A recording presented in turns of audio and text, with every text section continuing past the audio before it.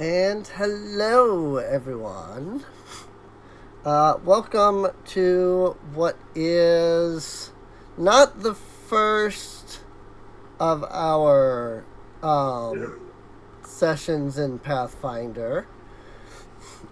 We did a little bit of a test play and things because we are D&D people. We have a lot of us are unfamiliar with Pathfinder. We had to figure it out. But this is the first session that we're doing as this podcast. These are streamed live at twitch.tv/Serene Inc. if you're watching on YouTube. So feel free to come out and hang out with us. Let's see. I'll go ahead and let people do their own introductions. I guess we'll just go down the list by alphabetical order, just because I feel like that would be the easiest. So, starting at the top with Chess there, I suppose. Hi. I'm here.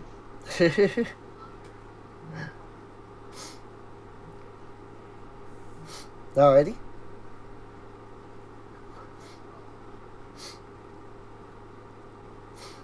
Alright. I guess that's what you. I guess that's it. That's all you have to. That's all you're saying. Yes. So, alrighty. Yeah, I guess that's me. Hello to anybody who may or may not be listening at this point in time. I'm good. I am playing my usual Donovan, the cat folks. Well, in this case, different race, different class, as same fluffy ass as playing Donovan Foles. Hmm. He lost his magic. It may be tragic, but he's still doing what he can. Right. Hey everyone, it's Cat5 Gaming. And I'll be playing Kona, the Null Thaumaturge.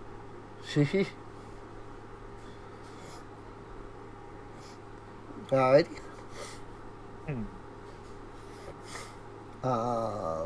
Let's see. Sigurd would be the next person, I guess. What's up? Sigurd. I'm here playing a Fleshwarp Magus. Haven't quite figured out a name. I guess it's gonna also be Sigurd. Sounds good. Alrighty. Works for me. Radio. There is one other person in our group, and that is Cal, or I should say, it is Cryos, and he is playing Cal. But he's not here today because at the last minute he got called away by his family to do annoying stuff, despite the fact that, they were fully aware that he had game tonight. But they were like, nah, you don't get to play. So, but that said, I am Serene Inc. I am the game master, I suppose Pathfinder calls it, not dungeon master. I'm the one that's working to convert an old campaign from the old days of AD&D First Edition, and spice it up a bit, make it a bit more modern, change a lot of stuff, and turn it into what it is to, now.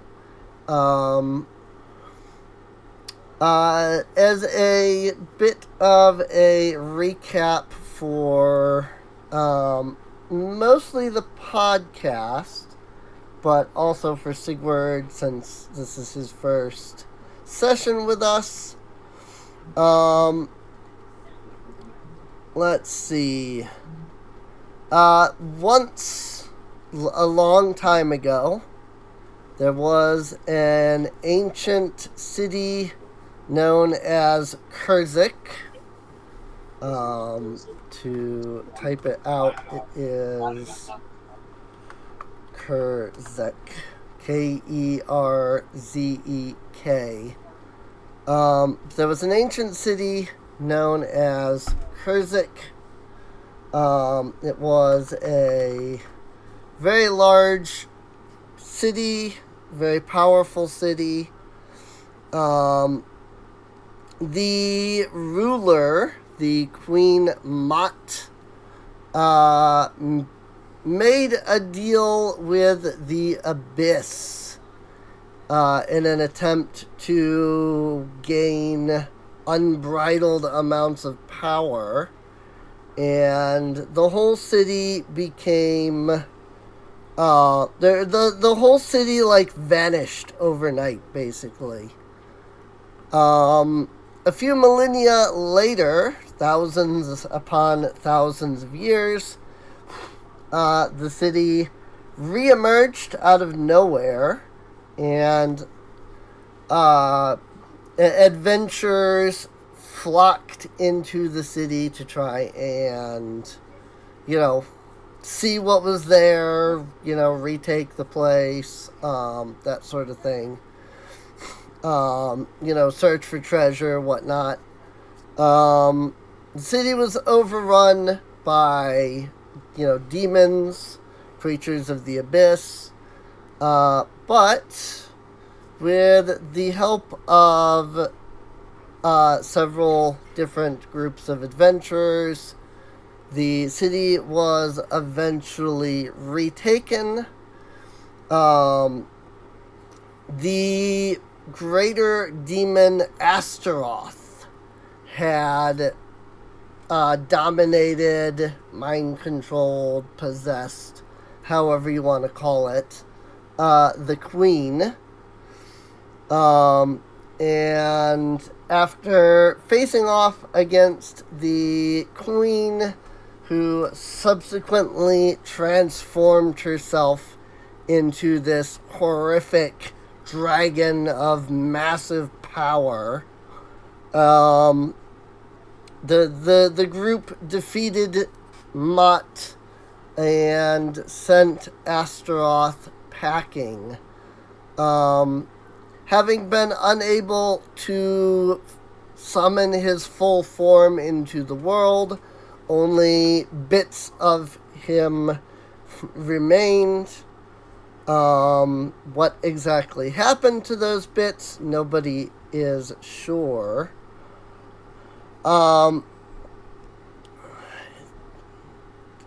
Before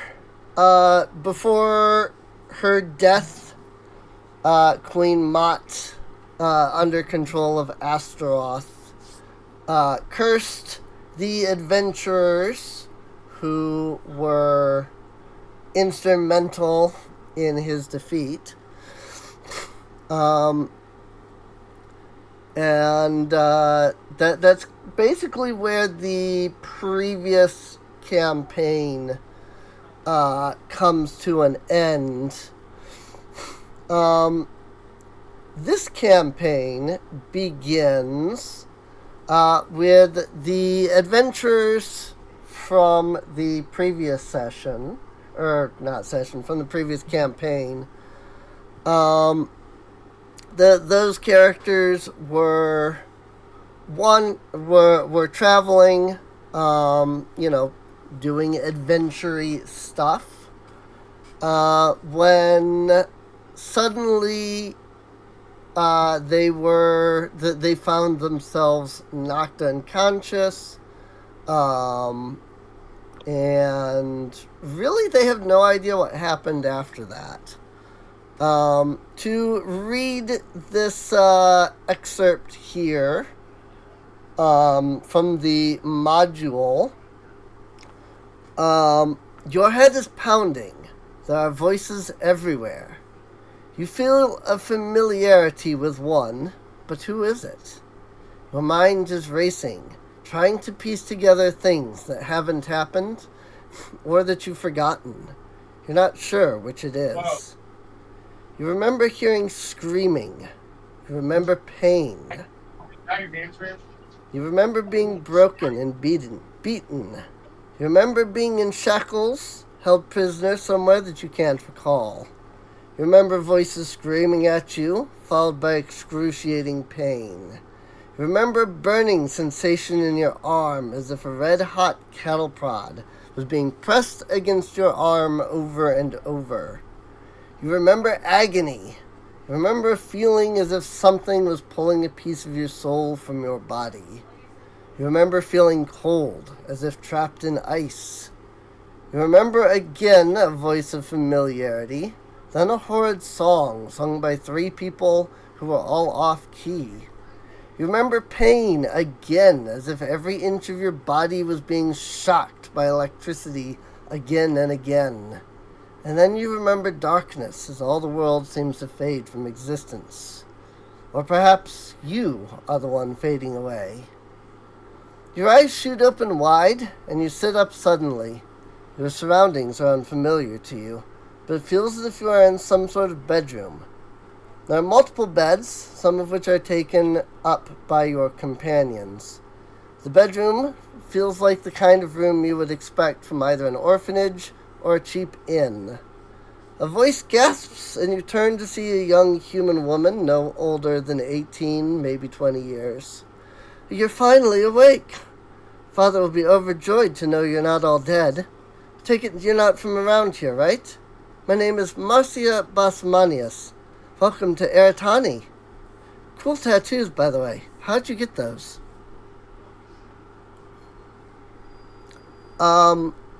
We did cover this a little bit at the end of our previous session.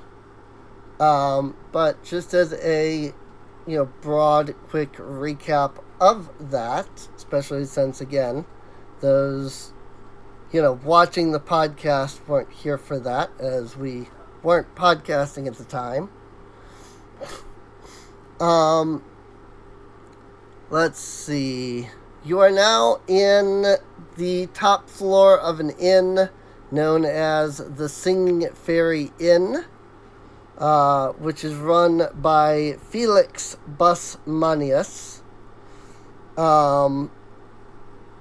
Marcia is the daughter of Felix. From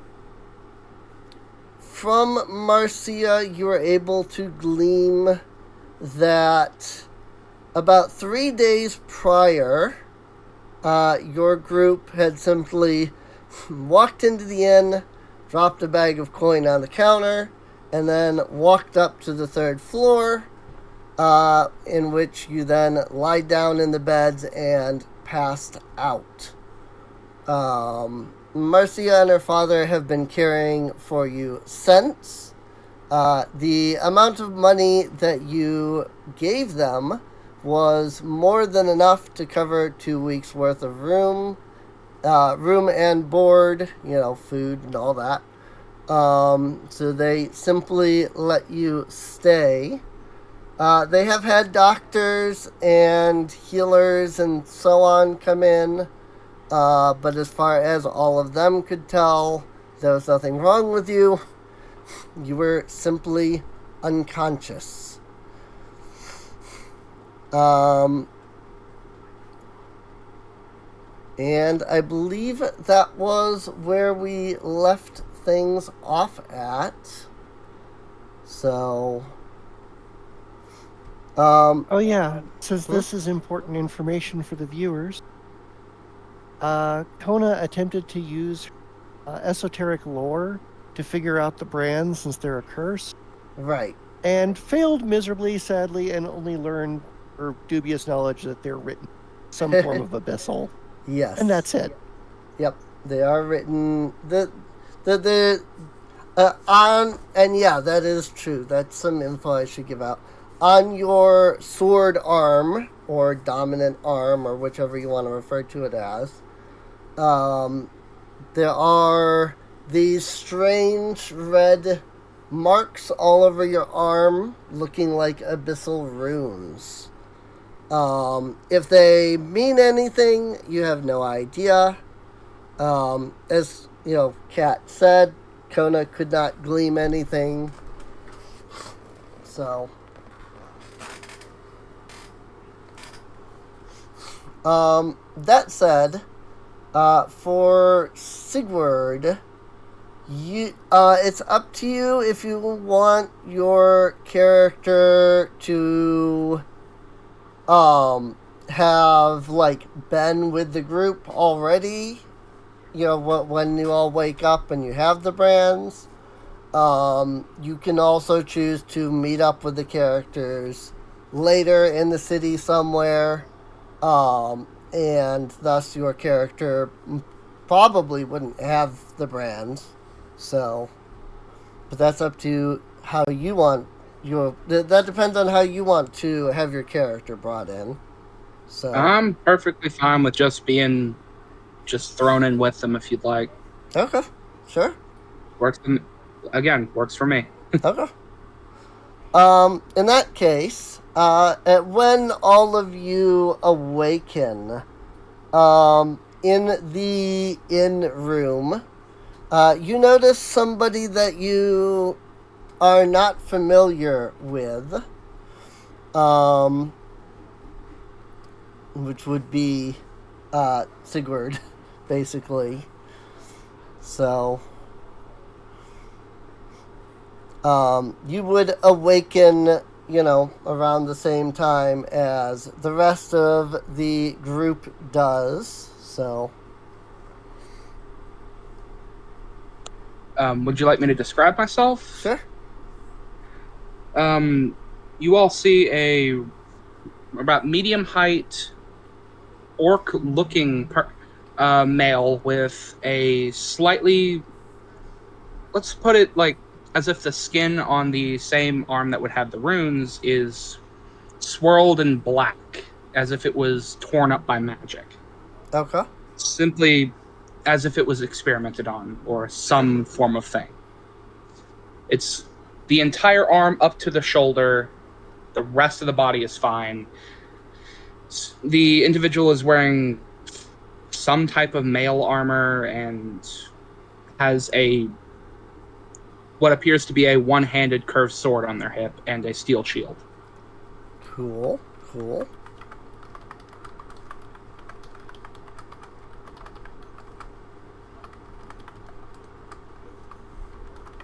Alrighty. Kona's just like, hey, so how'd you wind up in the shit too?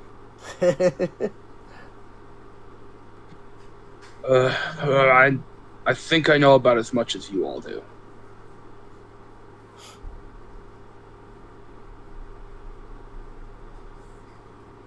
Well, at current, that would be next to nothing, so great. Yeah, it seems about right.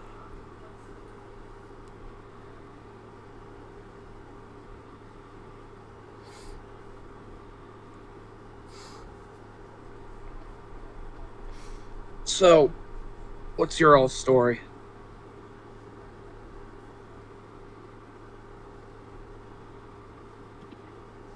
So who the hell are you?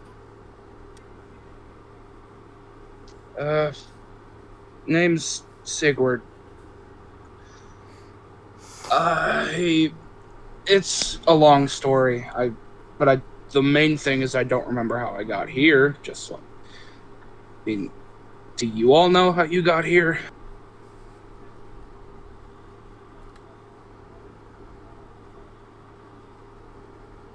No. No, we do not.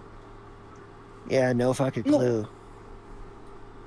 Yeah, Yep, feels like a bender. Yep, it feels like some kind of hellacious hangover, doesn't it? Mm-hmm. Yeah. So I think. Oh, sorry, headache is killing me. We should probably find out what exactly this is.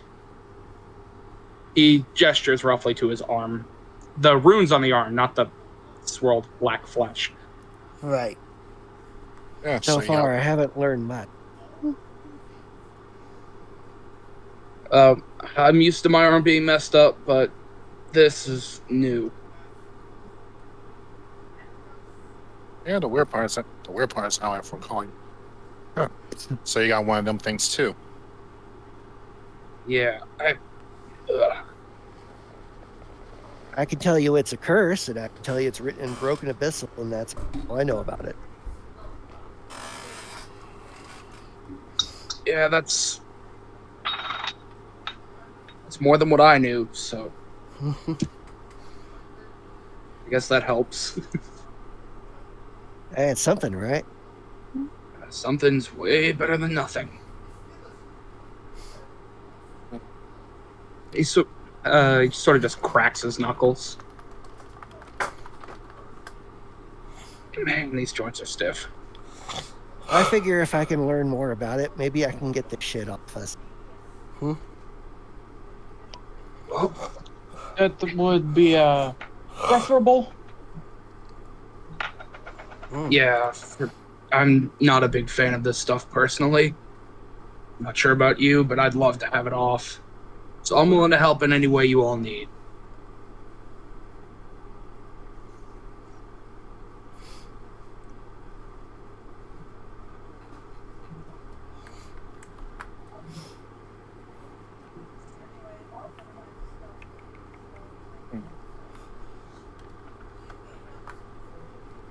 Well,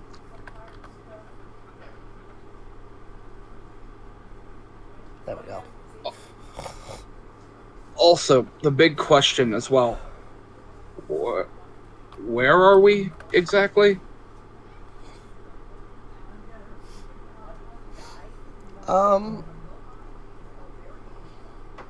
That was in character, Yeah. by the way. Yep. Well, let's see. Mercia, who has just kind of been standing there listening in, will say, this is the city-state of Eritani. We are one of many towns within the land, or within the region known as Irdrith Hollow.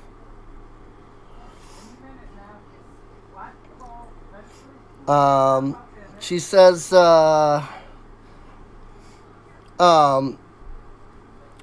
we are led by Emperor Adonis Zos Pavlakis. Emperor Adonis Zos Pavlakis. There we go. And then, yeah. Heck of a name. Yep. Heck of a name. Yeah, it kind of sounds like a bunch of gobbledygook, personally. Sorry to offend.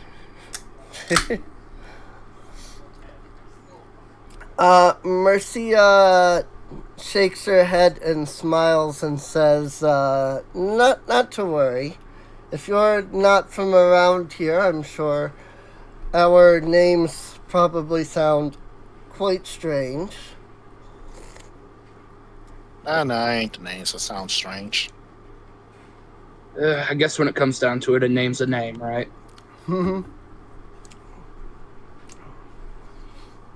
Speaking of which, what's all of your all's names?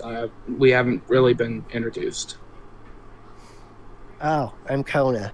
Just Kona. Alrighty. That helps a bit. My name is Mona. Ah, so I'm gonna get your all's names confused pretty often. It Don't worry about it. happens. It happens all the time. Right? Even out of character, we have that issue. It's great.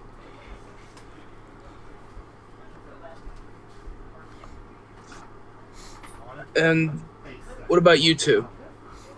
He points over to Call and Don. Sorry, go ahead. I was just gonna say that the player for Cal is out tonight. He points over to Don. Yeah. Sorry, I'm just looking at the party list and just realized that. Yeah. Yep. Yep. It's fine. Yeah, he points over to Don. So, who are you? I go by many names, but just refer to me as Don. Donovan Fluffles. And I call you Fluffy for short. Only girls can call me that. Fair enough. And only girls can call me that, and I don't see an ass or a pair of breasts on you. Unless The answer to that's no.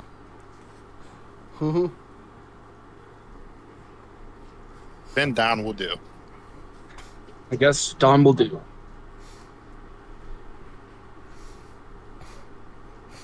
Don will do a lot of things. I'm sure half of them I'd rather not know. Possibly.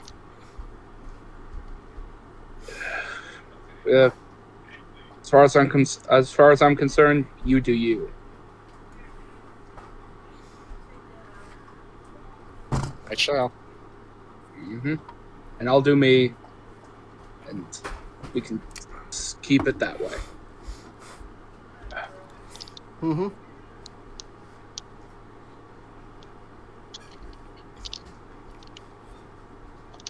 So, now that names have been spread around, it's nice to meet you all. Likewise. Wait, why would it be nice to meet us? Situation sucks. The situation sucks, but at least I'm stuck with what seems like some sensible people. You'd be surprised. Would I, though? He gestures to his arm. That is also fair. Yeah. Oh, by the way, this is a long story. I'll tell you sometime. That would be a good idea. All right, swiftly moving onward. He looks over at the small person just standing around. Sorry, I'm bad with names. If you're referring to the girl, her name was Marcia. Marcia, yeah. If the character is good with names, the player is not. Right. Marcia Marcia Basmanius is her name. So. Marcia, was it?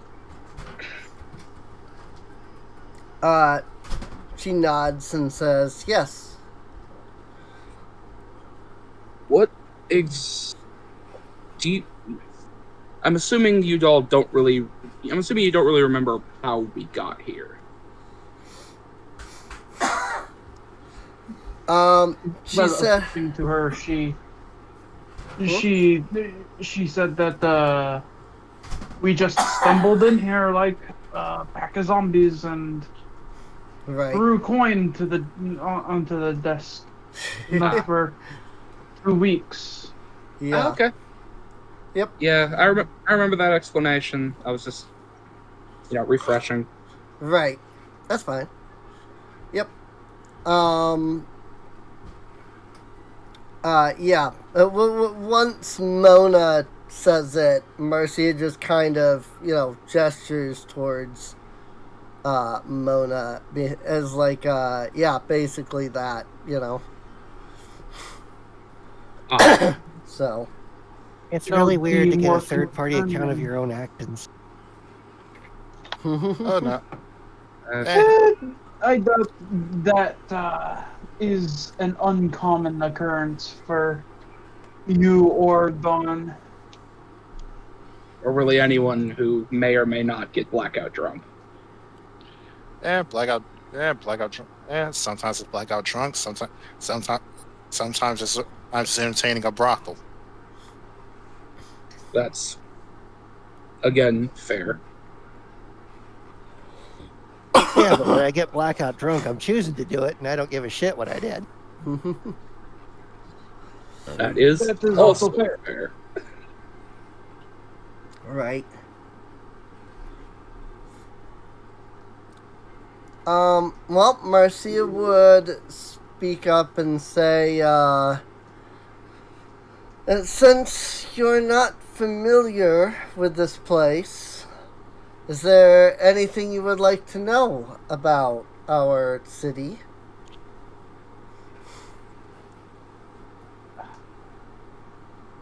Do you know where the clearest, nearest clerical order is? I very much would like to understand what is scrawled upon my arm. She says, if you go to the center of town,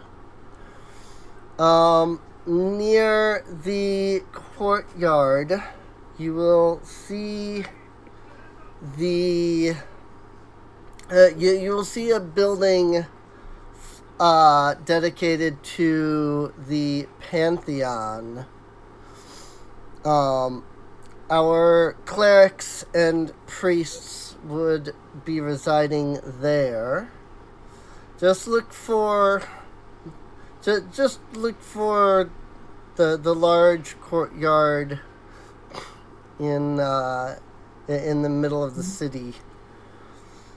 The Eritani Praetoria is also there. That is where Emperor Adonis rules from.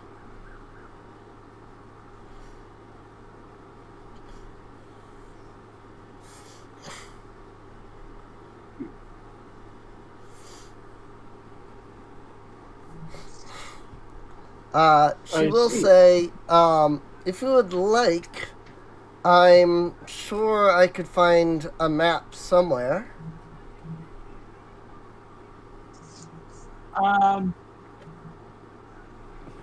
That will be okay. Mm-hmm. Now, the lady is offering. That is true. Mm-hmm. I also do think a map would help. Probably.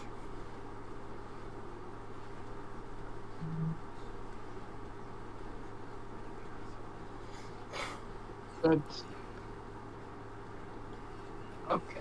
I will take a map then. Alrighty. Let's see. Oh yeah, Marcia. Is there any place in town that does like cult research or something?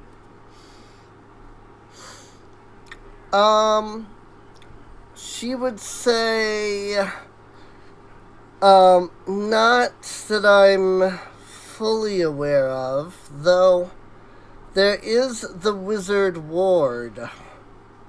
There is the chance that you might be able to find somebody dealing in that sort of thing there. Hey, if they got books that I could use, could be used.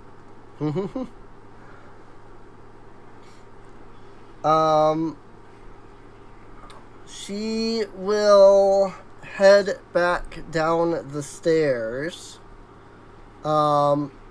After a few minutes, she would return with a map of the the city in general. She kind of points out some of the areas that she mentioned. Let me... let's see.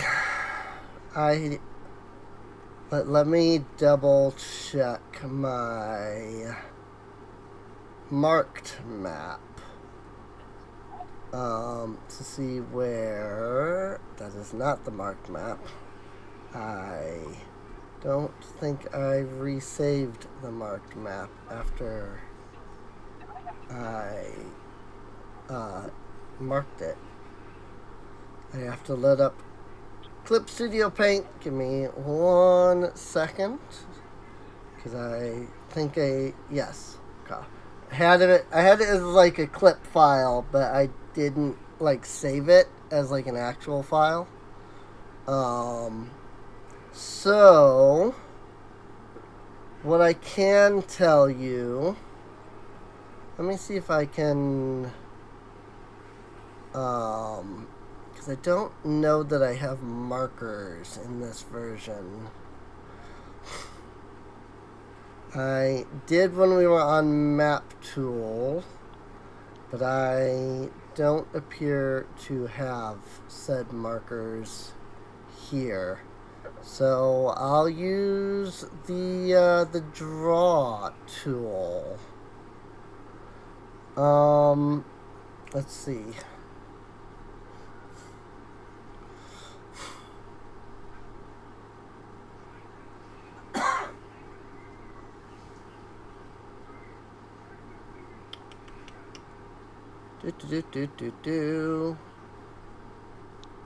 I have no idea how to actually use this thing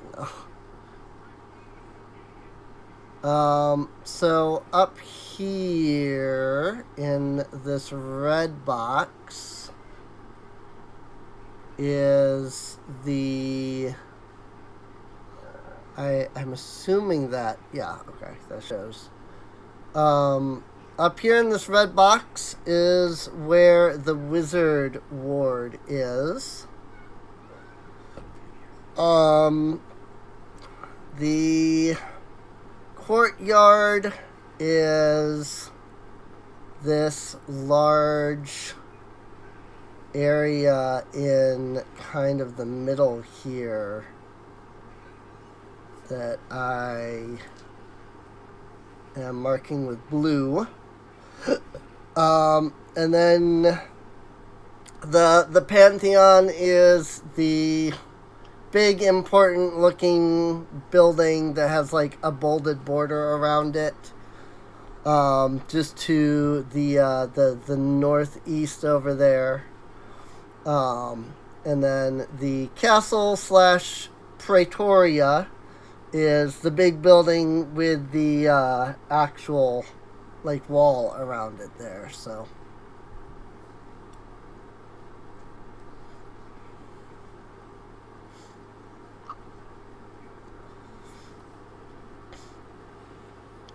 got it.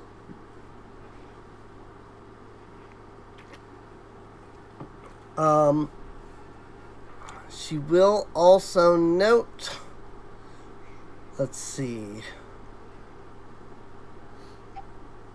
She will also note that should you need either of them, you can find the Crafters District. Let's see, that is over... It is this group of buildings over here in purple. And the main market district is over in the cyan square over there. So, if that helps.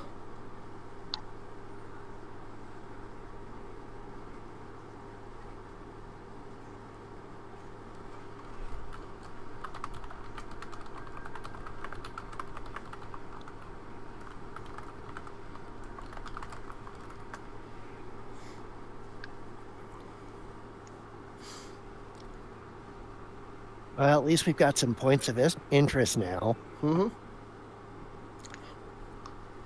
Yeah, Indeed. that definitely helps.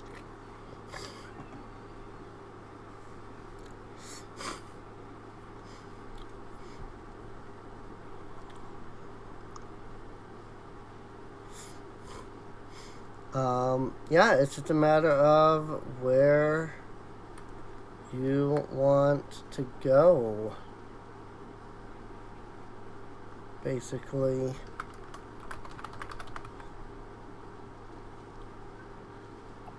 Well, first Mona's gonna go and see if they can collect the bounty on,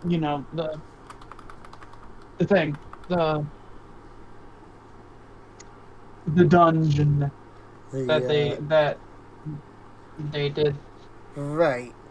The dungeon back in the other place. Guess I have to reintroduce Leica. Oh yeah, we didn't get paid for that. Crafters are over here. I just figured out that there was a like a text option, so I've added those instead of just blocks. So hopefully that is better, because you can actually see words instead of just, Oh yeah, that's way more useful. instead of just blocks. It's actually cool.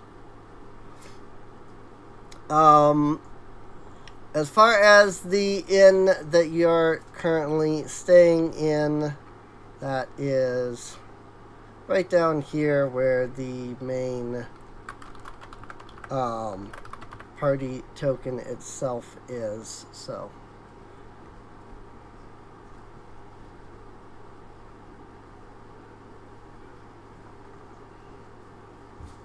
although apparently drawings draw over top of everything, because now the in marker is over top of the party token.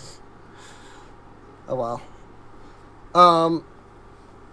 So yeah. Let's see. Before you all leave, Marcia will inform you that if you're hungry, as it has been 3 days since, at least 3 days since you've eaten, the inn is serving breakfast, so you can come down to the first floor, get some food from her father. Oh hell yeah! And Kona's gone. Like, And just about as quickly, Sigurd is also gone. Alright. Alright. Sounds good to me. In that case, you travel down to the first floor where you find Felix Busmanius. He is just your standard middle-aged man, I suppose. Standard middle-aged man for the time. Let's see. While you are sitting down to while you're sitting down to dine, you notice a, let's see, do I have her at all, or did I don't think I made her token yet.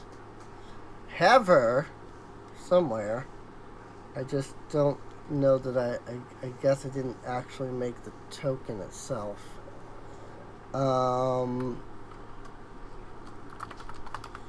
Let me see here.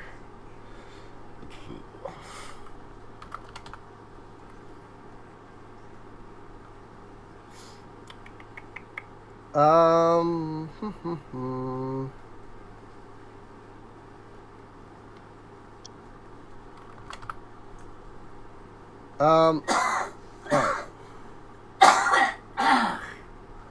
You see a... Where did that go? Okay. Do this, and then, boop. You see a brown-haired woman.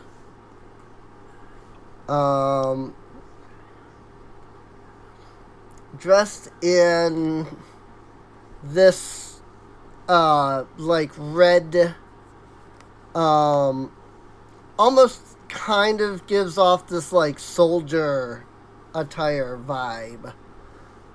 Soldier, royal, something along those lines.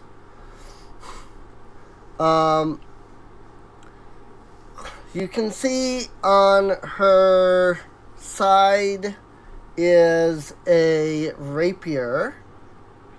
There's also a satchel on her other side that looks like it's carrying some kind of like pistol.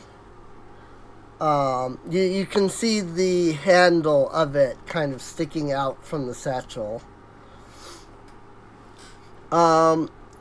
She appears she appears elven in appearance because she has the long ears. She walks in, speaks with Felix for a moment, and then after she has taken some food, she walks straight over to your group and just sits herself down at the same table.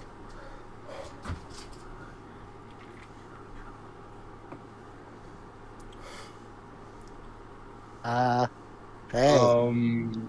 who the fuck are you? I was about to say the same. She looks over your group with a smile and says, "My name is Zenobia. I suppose it wouldn't surprise me if you don't recognize me. The last time we met, you were in a daze. I suppose would be the best way to explain it. All of you were wandering around hopelessly, looking as if you were completely lost. And even when I was speaking with all of you, you barely gave much more than a grunt in response.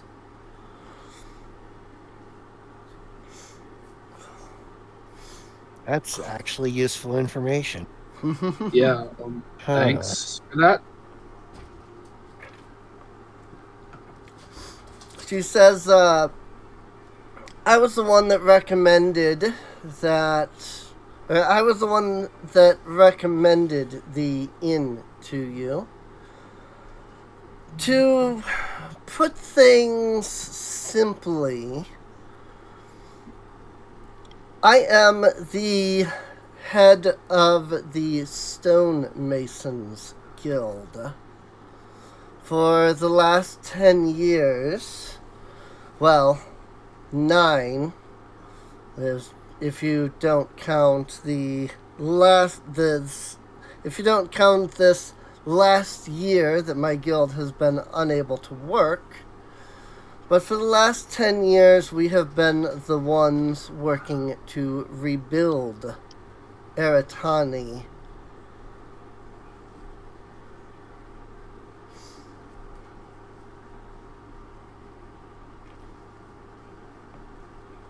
Huh.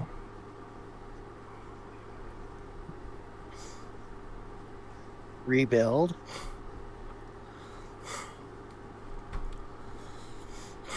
Yeah, what happened to it?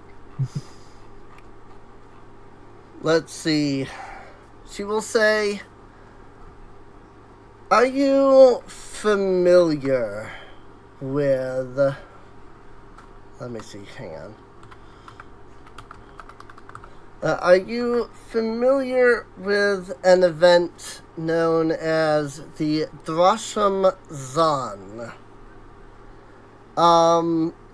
Your characters may roll to let's see, is it like history? Is that still a thing in this, or is that lore? That is a good question. I actually don't know. Let's see. I have... I guess it depends on the thing. Is it like lore warfare? Yeah, there's no history check that I see. Not in the basic list of skills on the character sheet that I have, anyway. So your characters... Let's see. I mean, what would it be then, I wonder? If it's not just history. I don't suppose it was a supernatural event by any possibility. Or society? Society. Oh yeah, society. There you go. Society. Yeah. Yes, technically. Society is more persuasion. Persuade. Yeah. That's what I was thinking. Society is persuasion in a social setting, while diplomacy is persuasion in a combat setting. Right. So society is the equivalent of streetwise in 4th edition. So Street smarts. Street smarts.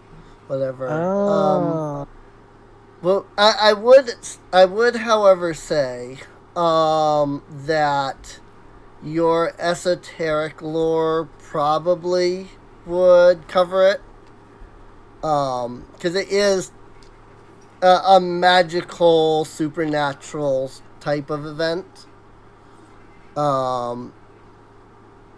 So I would say you anybody who has Arcana could probably roll it.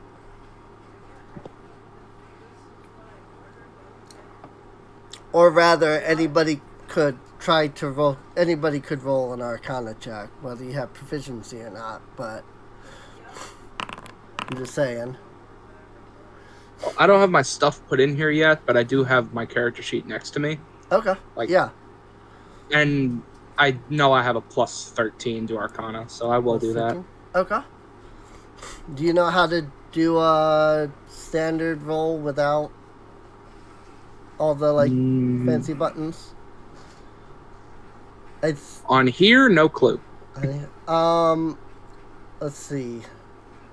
There should be a chat.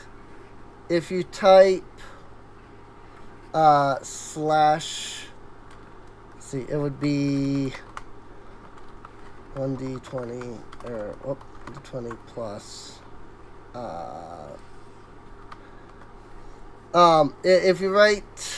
If you type slash r space 1d20, and then just plus whatever the number, that should let you roll that. So there we go. There you go. It worked. 13. Cool. So, alrighty. Alright.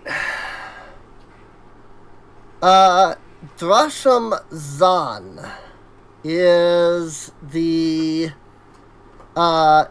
name of an event in the words Drasham Zan are draconic, I should say. It's the draconic term for it. Basically, every so often, nobody is entirely sure why. There is just this this period of 3 or 4 days where dragons and dragonkin seemingly just completely lose their minds.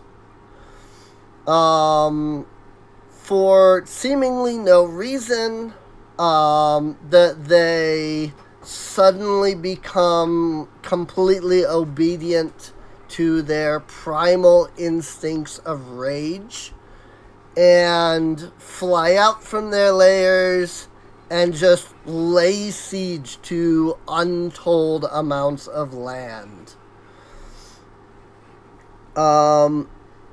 Nobody knows exactly why this happens. There are theories that it is related to the fall of the dragon gods that occurred about a century ago. But nobody knows exactly why this happens. Nobody knows, how long it is between them. It just happens. Seems to happen randomly. The last Drasham Zan was 10 years ago. I mean, just what the world needs, mentally unstable dragons, right? Yeah. Yep. Just what the world needs, mentally unstable dragons. But yeah, so that's that's the Drasham Zan. So, and I imagine that both Kona and Sieg are, relaying this information. So, especially since Kona got a 32. But 24 was also good enough, so. But I imagine that Kona and Sieg are,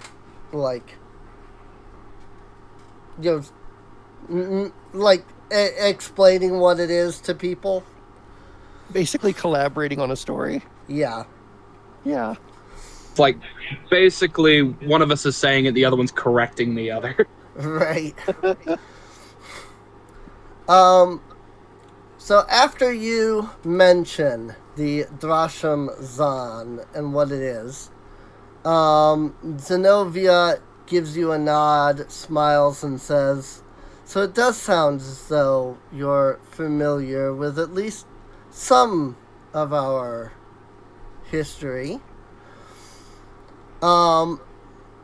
She goes on to say, 10 years ago, during the last Drasham Zan, the emperor of the time, Agelos Zos Pavlakis, worked tirelessly to rebuild our city.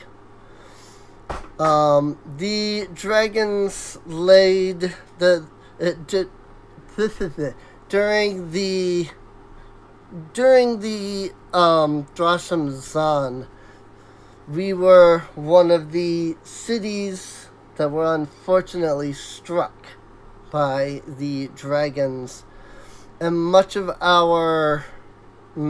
the city was reduced to rubble.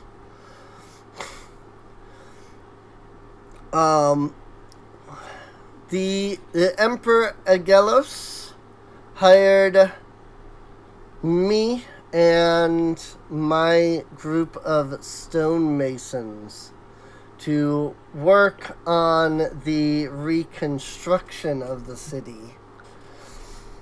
Everything was going fine until last year when Emperor Agelos unfortunately passed away.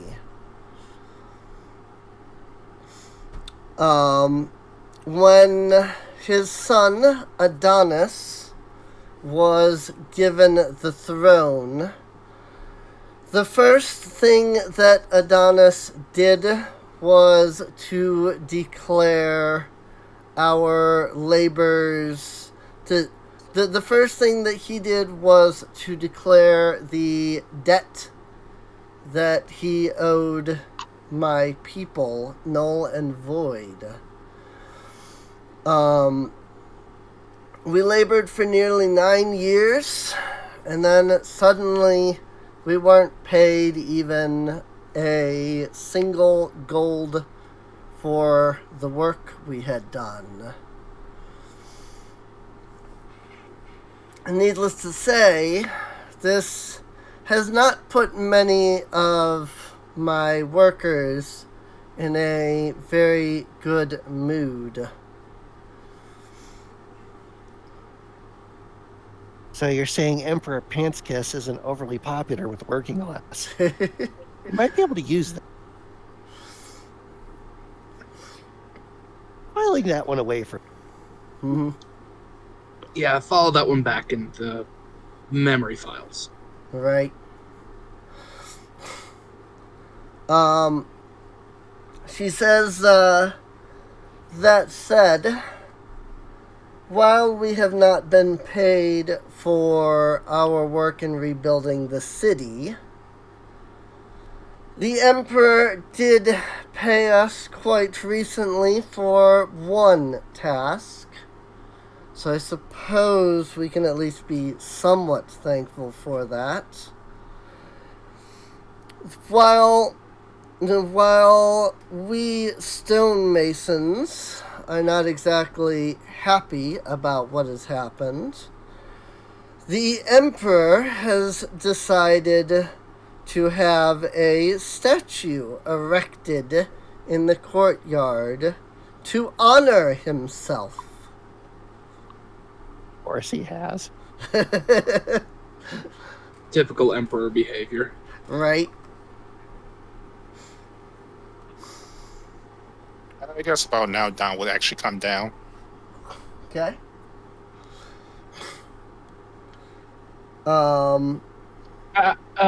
Isn't Mona out getting the monies? Getting the monies. The monies. Yeah, The monies. I wasn't sure if Mona was wanting to stop with everybody else and eat before she went out or what, so. Mona would have probably gotten something to go. Okay. And I guess Leona will be the first one to introduce Leica to. Mm-hmm. So I guess outside the inn, they see Mona would probably end up seeing a wagon without drawn wagon without a horse in front of it, and a small hooded kobold tapping her foot before looking at her. You.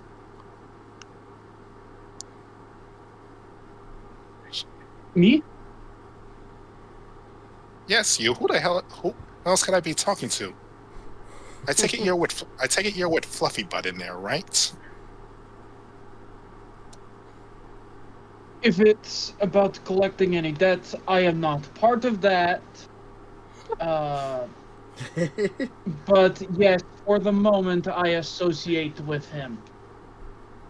Okay, so he is in there. Good. Carry on. Not my monkeys, not my circus. And Mona just walks off. Mm-hmm.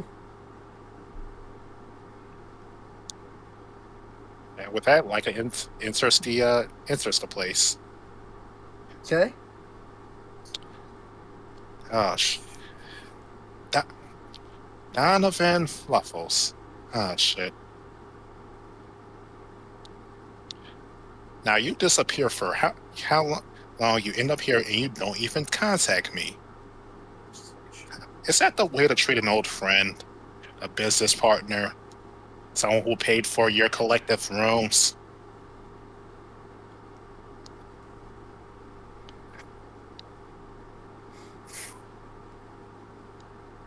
Interesting. Mm-hmm. And I don't even know who this guy is. He wasn't. And I don't even know who this orc guy is.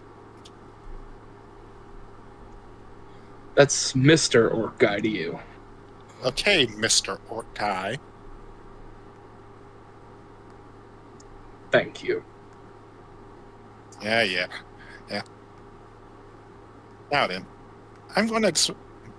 now then, from you and your friends, I might need some payback here. And it looks like, and knowing you're going to need some transportation.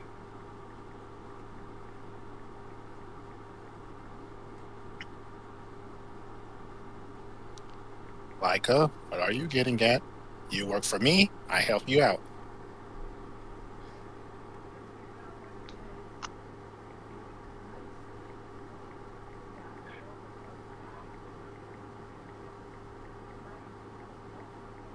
All right, I'll take it up with the others. Donna, Sigward. This is like a business partner of mine. We go ways back, and she continues to be and she likes to occasionally be a pain in my ass. I could tell that last part pretty easily. Oh come on, you love. Okay, oh I know. Oh you like the attention, fluffy butt. Hello. Whoever joined. No. Hey, Grios. Hi. Hello. Yeah, You're here. It's well, technically no. I am on the road. Oh, okay. On the road again. You just can't I wait just to can't go. wait to get back on the road again. Ah, okay. Yeah, I just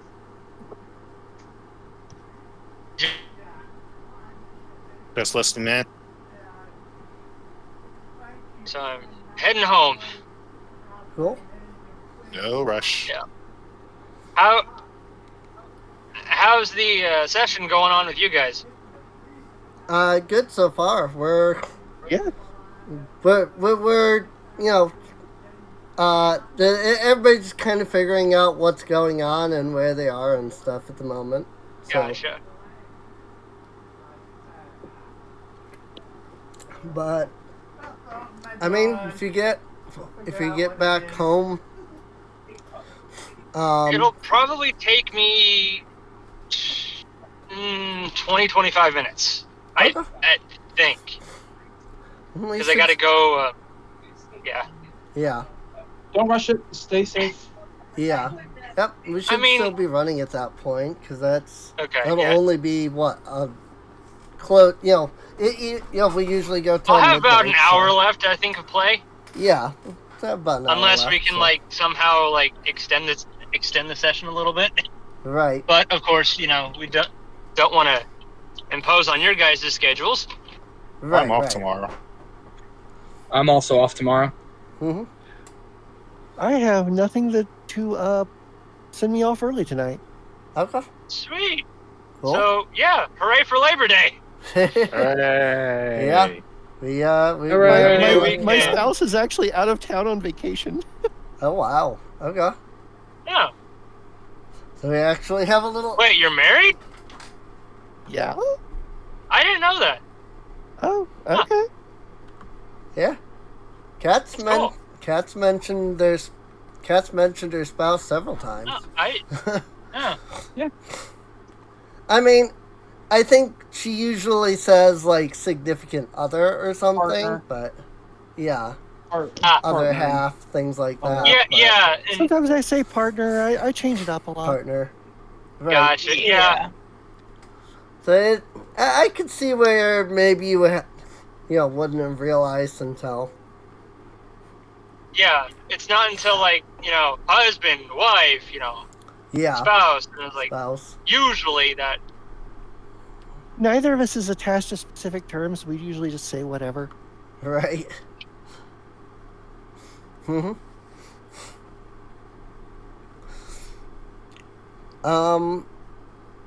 Well, let's see. So Mona was heading off to the wizards. They're off to see the wizards. The wonderful Wizard of Are Oz. they the ones that gave out the bounty? Oh, right. You're right. I forgot you were going to the Adventurers Guild first. So, Yep. So yeah, that's right. So Mona's off going to the Adventurers Guild. Meanwhile, the rest of you are still at the inn, talking to Zenobia. And they have been introduced to Leica. Mm-hmm.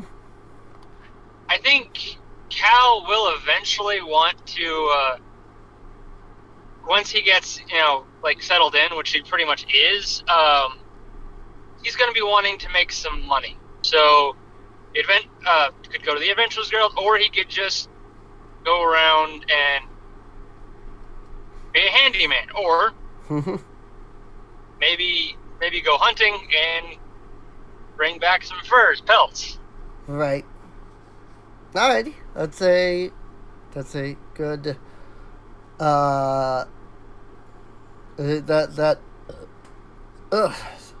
yeah.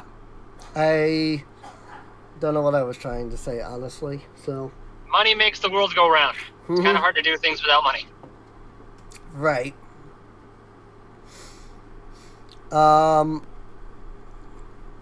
But yes, so Zenobia did just get done, talking about, Emperor Agelos having, gotten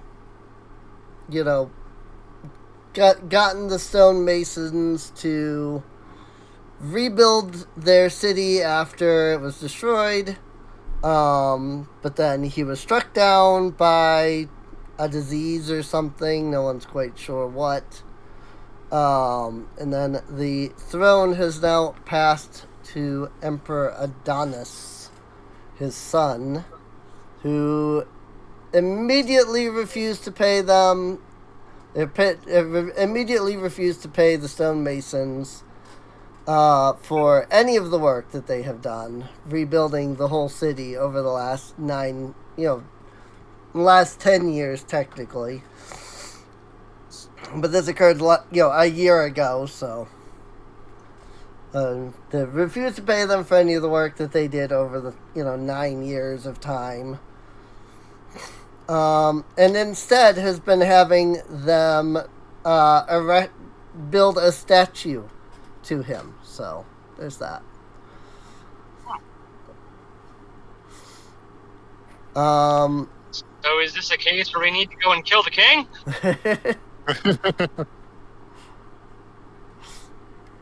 Easy now. Easy now. I mean, usually the best way to deal with a dick is to shoot it. Yes, but unfortunately, you can't just go and kill a king. Right. Yeah, you can. You just go up. You just go up to the palace. With a valid reason of it's like, hey, king, we need your sign off of something, and then when you least expect it, pull out a pistol, boom, right in the face. Okay, but how do you get out of that situation? You run? More bullets. More bullets. You see, Sigbert, you see what I deal with here on a regular. No, this is hilarious. I have a boatload of ammunition. I can get us in and out of the castle. with maximum casualties. Okay, maybe not all of us want to commit maximum casualties. Right. Let me blood. Maybe not maximum casualties, but the casualties that are necessary. Yes, not maximum casualties would imply that there's casualties on our side, which is a big no. So yes, there will be. What would you call it?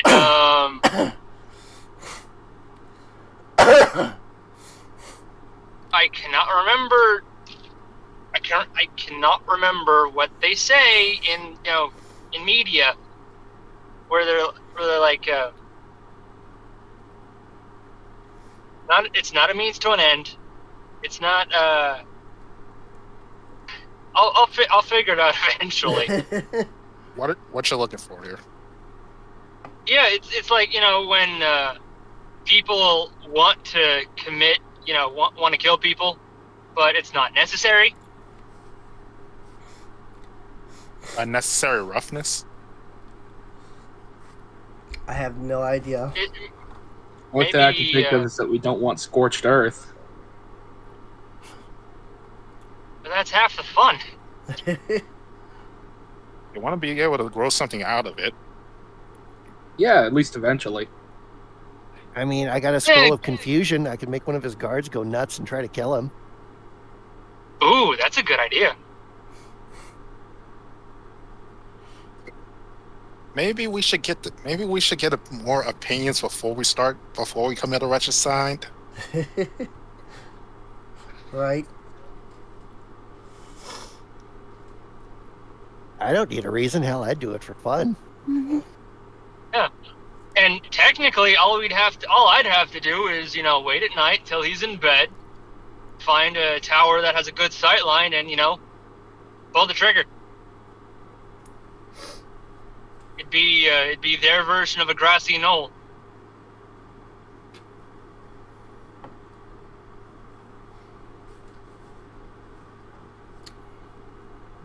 Ironically, I think I have a place I could get you in that tower. Huh. Please do tell. Alright, this is going to be out of character for a second, but I do like that Maguses have the innate casting of spider climb. Ooh. That is actually pretty cool. Yeah, it is very cool. They get like 4 level 1 spells that they can cast, but Maguses are weird, and I like it. Huh. Mm. Interesting. They get 4 spells that aren't damaging, but they're very reliant on damaging spells. Actually, I believe it's either Magus or Flesh Warp that gives me Spire Climb. I can't remember at this point. Gotcha. But hey, I wouldn't mind being a spider lizard. Spider lizard does whatever a spider lizard does. A gecko. Gecko. I am not a gecko. I am not soft and cuddly. You don't sell insurance. And I'm not on a children's TV show. Yet. Yet. Oh, God. I mean, it would pay the bills. At least partially. Yeah. And I'd get cool cars and animals and I'd get to fight crime.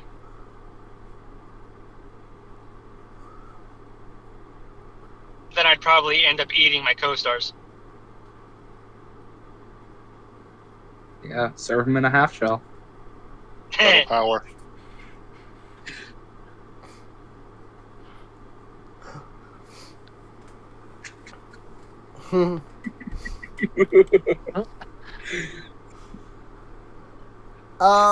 Let's see. So, in regards to Mona, since she was heading off to the local adventurers guild.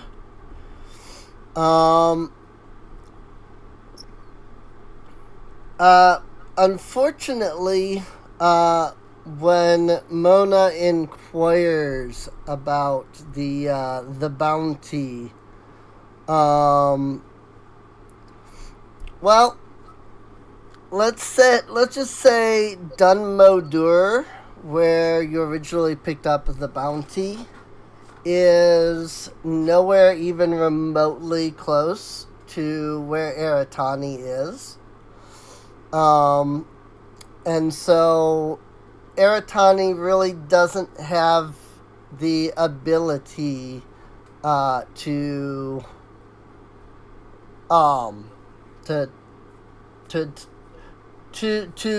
reward, bounties from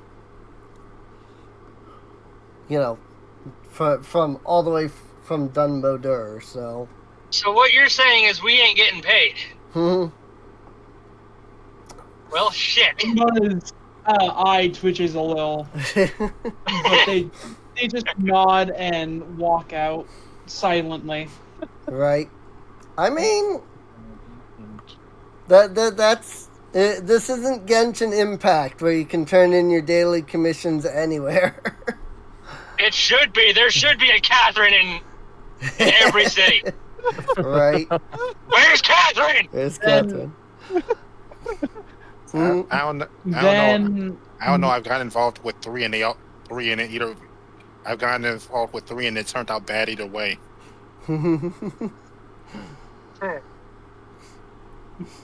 Now Mona's gonna go to the temple. Yeah, now Mona's gonna go to the temple. Alrighty. Sounds like a plan. Let's see. Well, you follow the road, northwest until you eventually reach the courtyard.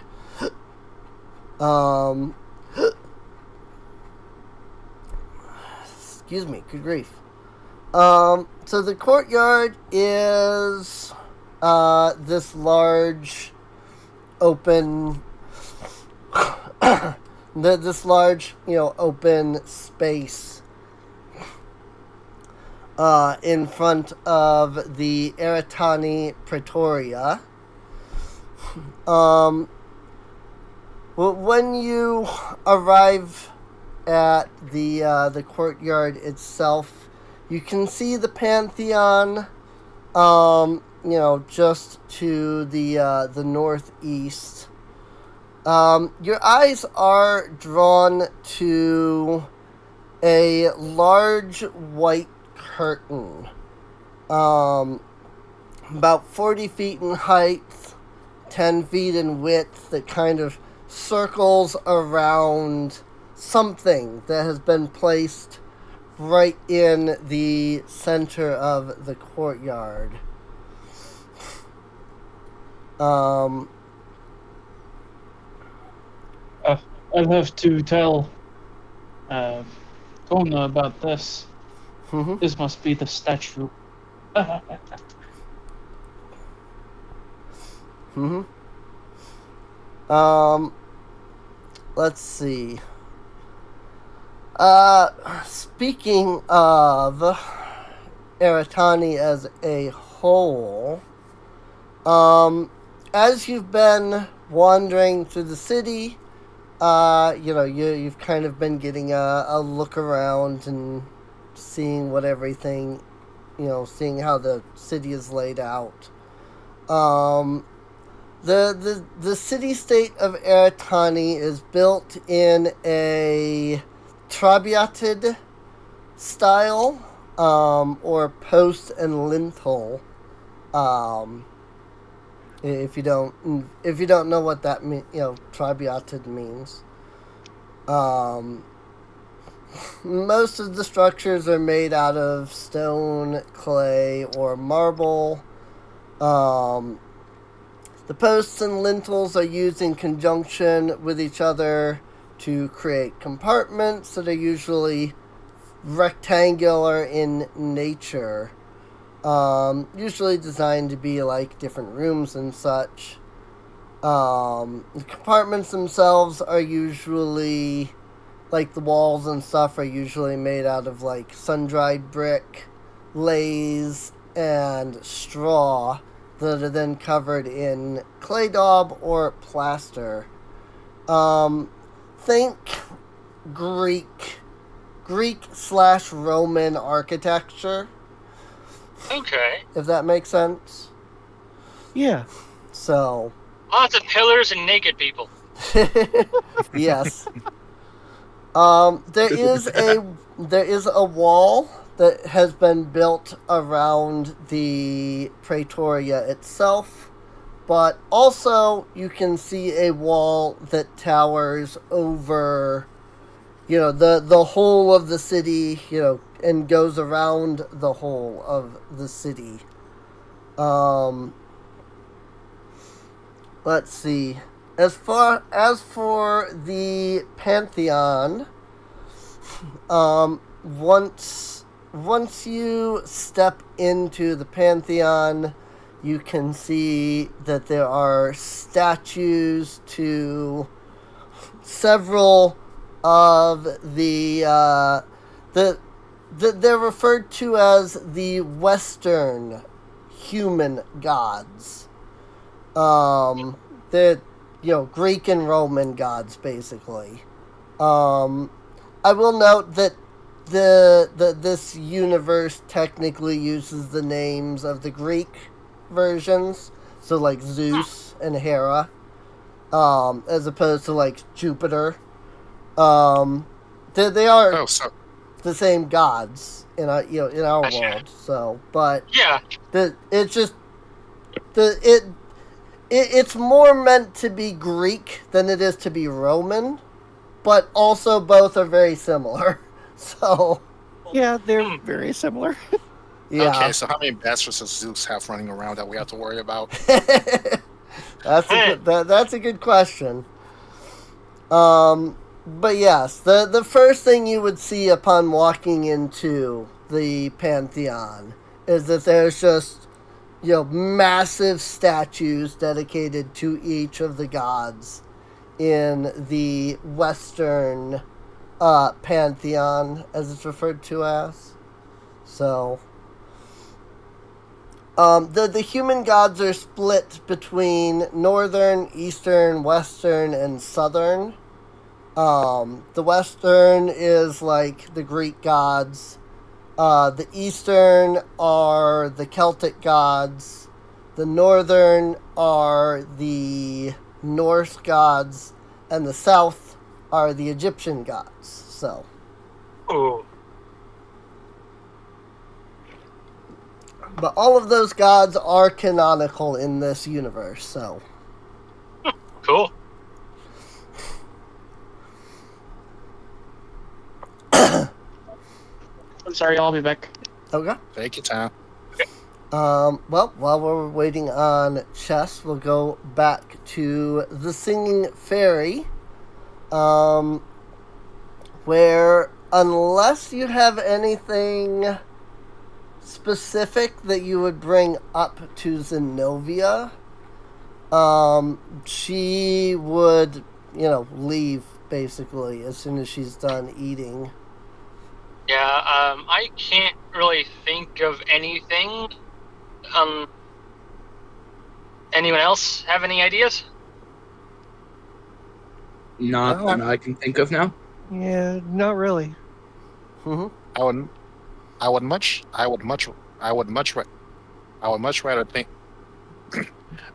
rather plan things out before we start contemplating actual regicide here. Yeah, that a lot of that was just kind of like out of character.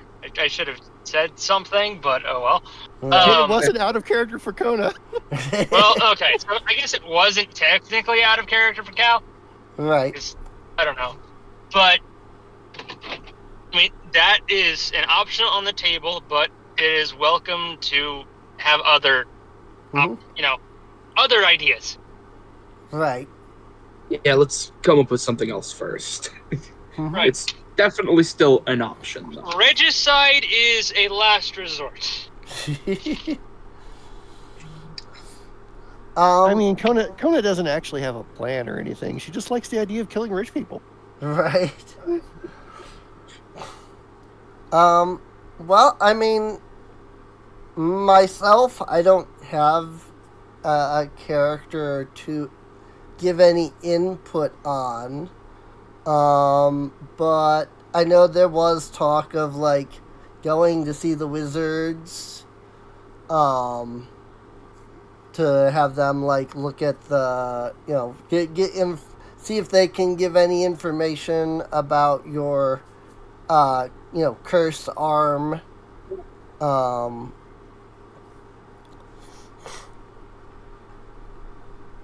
So I don't know if that's something your group wants to do, or where you want to go from here.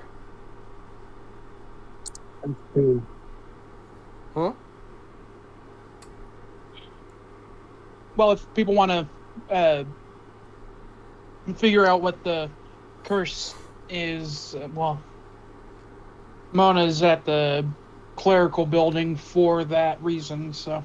Right. Also, welcome back. I have a question real quick out of character, if y'all don't mind. Sure. Go ahead. Would the runes on our arm happen to be, like... Would having some type of lore occult help at all in identifying it? Like, occultism? I mean, you could try. I know Kona attempted. Try that one for Kona? Well, yeah, I know Kona attempted. But from what I recall, she rolled really low. So. Okay, so yeah, we could always try again. Yeah. Yeah. Yeah, I mean, might as well use my class here. I do get expertism in that. It is a plus 15 after all. Nice. That was my thinking about going to the wizards. I figured, if she goes there and finds a book that might have something related, she could make another check. Right. It's like she gained new knowledge, basically. Right. 27. 27? Not bad. Right. I will be right back. I need to let some dogs out, and then I need to get a look at it. Alright. Let's see. Let's see, 27. That was using, I'm assuming the occult modifier is what I brought up. So. Your occultism? Okay, sure. Yeah. Let's see. What can I reveal about them that isn't something, well,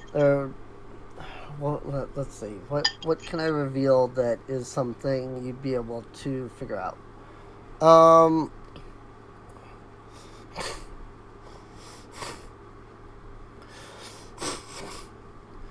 Well, let's see. As was mentioned before, the runes appear to be written in Abyssal. They don't seem to particularly mean anything, at least that anybody can tell, by reading trying to read the Abyssal. It's all, like, broken up words and stuff like that. You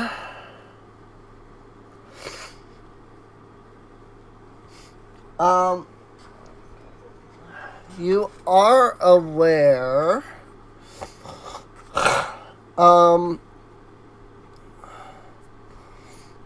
let's see here.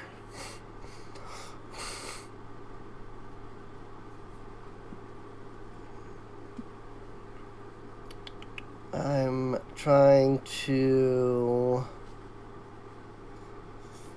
I'm trying to go over all of my notes here to kind of figure out. Well, one thing I can tell you, is that the runes and the brands themselves, while they have a physical like appearance on your body, the magical effect of them is grafted deeper into your body than the runes. To put it simply, if you were to, say, cut off your arm, so that, your arm, the brands are removed from your body in that regard, the brands themselves would still do whatever it is that they're supposed to do. Because, like I said, they're integrated into, like, you as a whole. They're not just the symbols on your arms, if that makes sense.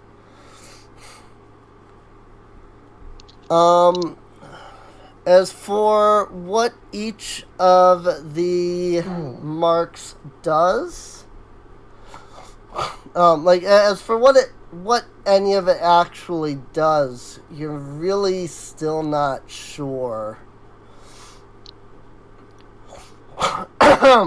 Sorry. I can, however, tell you that there is one symbol that you are able to fairly easily recognize with your roll. And I just posted it in the chat. I'm working to bring it up on the podcast itself for those who are watching as opposed to just listening. There we go. I have made it visible.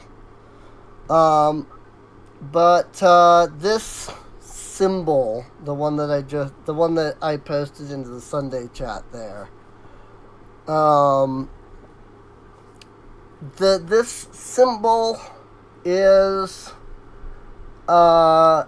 this is the symbol of one of the great demon lords, specifically Astaroth, which for those who were here in, the previous campaign, I'm sure that would drive some kind of like, oh, hey, Like, oh, fuck. Yeah. That guy again. Considering he was the villain of the last campaign, so. Really? That guy again? Oh yeah. Sigward's just gonna convey all of that to the party. We just can't seem to get rid of this asshole. You know that asshole? Like, personally? Yeah, more or less personally, yeah. No, yep. Then we fight him. Yes. Yep. Yep. He had possessed Queen Mott. She transformed into a horrendous dragon, and you slew the dragon.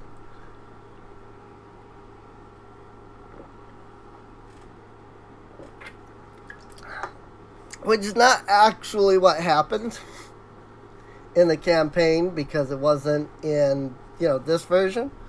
Because, we were back in D&D playing the campaign that the original AD&D campaign. Because in the original AD&D campaign, you just fought a dragon that was under the possession of a demon. It's just that in this version, that was Astaroth, and the dragon was the possessed Queen Mott. So, in case anybody's like, I don't remember any of that. So, question. Okay. Is Sieg's revelation about the nature and backing of the magic enough for Kona to attempt another check? Sure. Now that she has more information. Yeah, I'll let you roll another check. Look at me doing stuff. Mm-hmm. Yeah, look at you doing stuff. Oh, yeah. 28. Very nice. You rolled the exact same number as me. Your modifier is just one better. Just one better. Yeah. Yep. That's 16 instead of... Yeah, because that's what, 12? A roll of 12? It's pretty funny. That's hilarious. Mm-hmm. Well, I unfortunately can't tell you too much more about it. Fact of the matter is something like these symbols on your arms. It's not something that's really been seen before. If it is, it's some form of ancient magic that hasn't been used in God knows how long. But so the exact specifics of what they do, you really have no idea. So all Kona's really able to do is essentially confirm what Sieg's been saying through her own analysis of the brands. Right. Okay. That's fair. This is an orc saying it. Sorry. Right. You're definitely aware that these are some kind of abyssal something. Very clearly, some demon, very likely Astaroth himself, considering his symbol is on there, has, put these on you.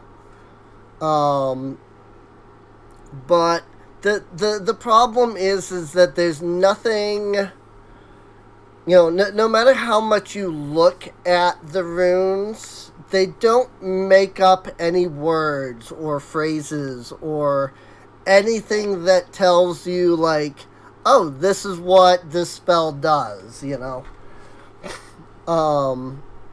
It just seems like random, broken gibberish, just, plastered all over your arms. So. Oh, I see Cryos has joined the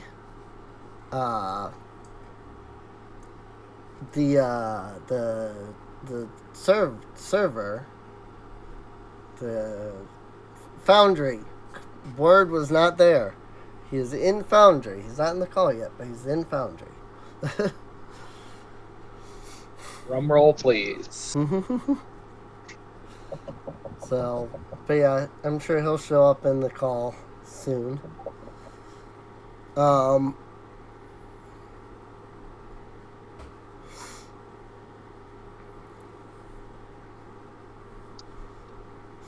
Let's see. Well, here's something I can tell you, though. Okay, I am back. Welcome back. Thank you. Welcome back. Thank you. Welcome back. Welcome.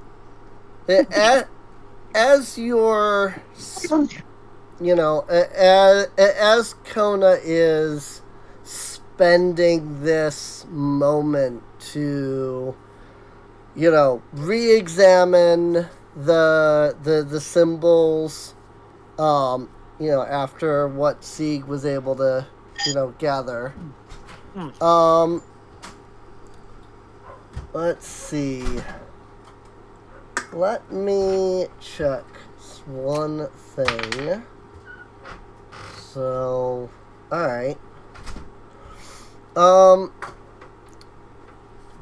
Kona.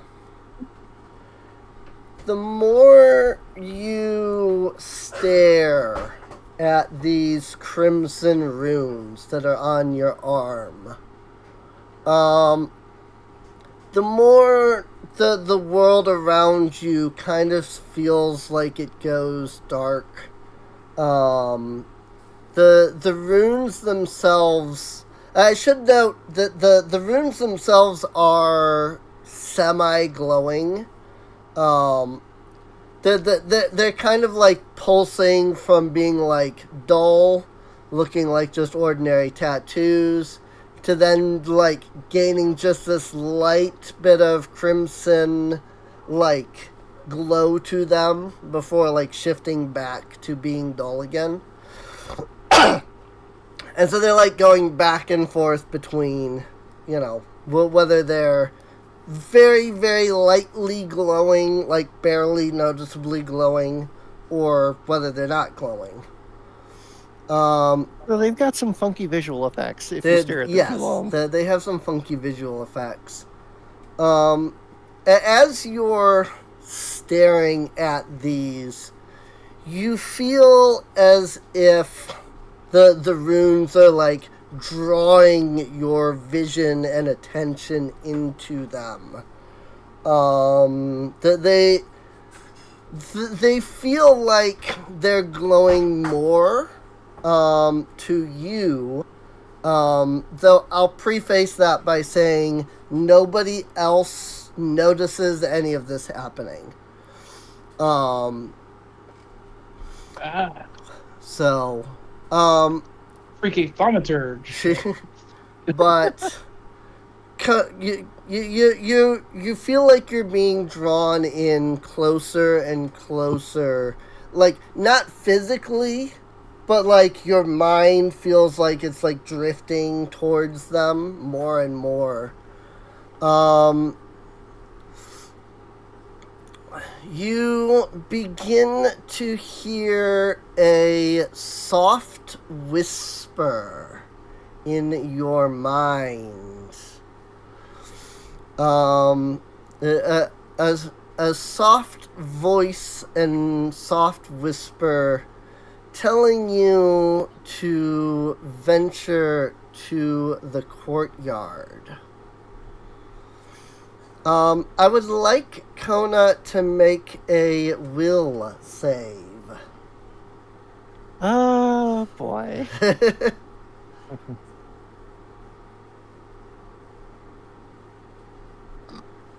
Oh, saves. Here we go. Yes. In the saves. 25. Alright. If you roll a success, you get a critical success instead. Alright. Cool. Good to know. Kona. Or I should say, to everybody else. What you see is Kona's expression just begins to fade until she goes completely blank. And then just suddenly she just stands up from the table and begins to walk off.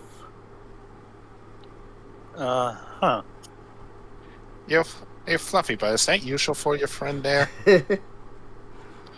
No. Kona. Come here, girl. Where are you going? Cal's gonna reach for Kona's arm and grab it. Alrighty.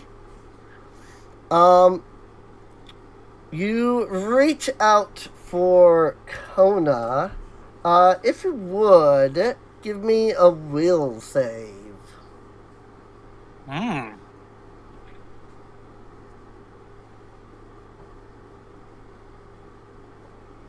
Let's see. Best way to do that is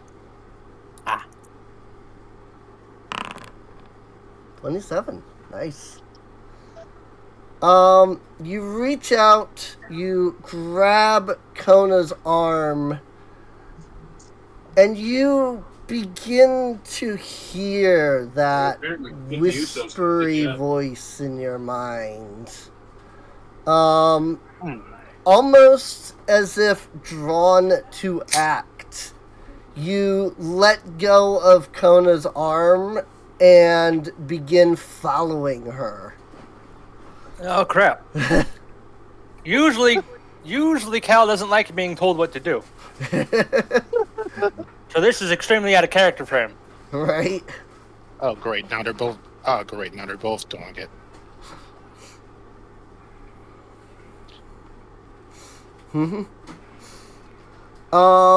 What is everyone going to do now? What is everybody going to do now?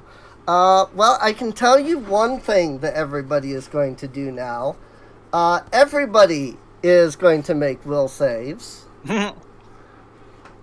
Except, obviously, for Kona and Cal. They've already made them. But if everybody else could make some will saves real quick.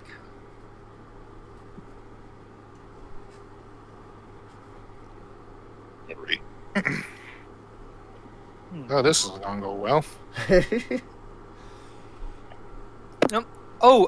Since I wasn't here for the majority of the session, tell me a little bit about Sieg.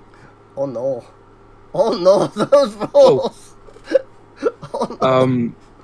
What I say? Yeah, go ahead, Sieg.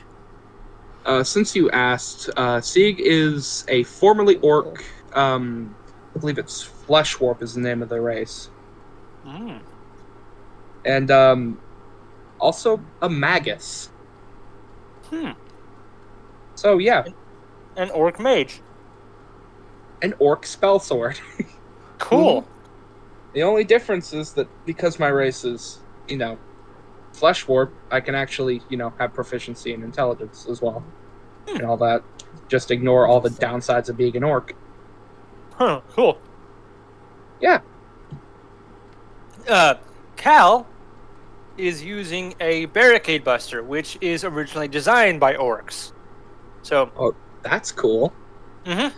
Now, another fun thing, the arm that everyone has runes on is just like swirling black flesh all the way up Sieg's arm. Oh, wow. Like it had been just like tortured and just malformed by magic. So it's kind of like the Taken from Destiny 2. Yeah. Basically what a flesh warp is someone who's been like exposed to a heavy amount of like magic and warped by it. Ooh, cool. And his gear is a curved longsword-esque thing. It's a falcata on his hip, and he has a steel shield and some scale mail.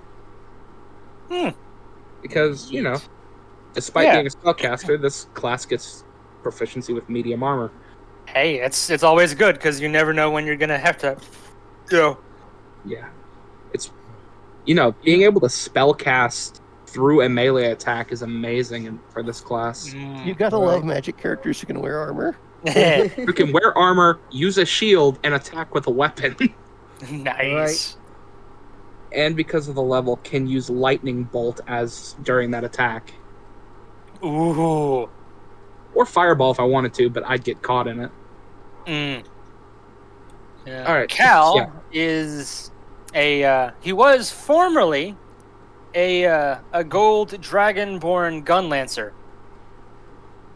And not anymore by the looks of it.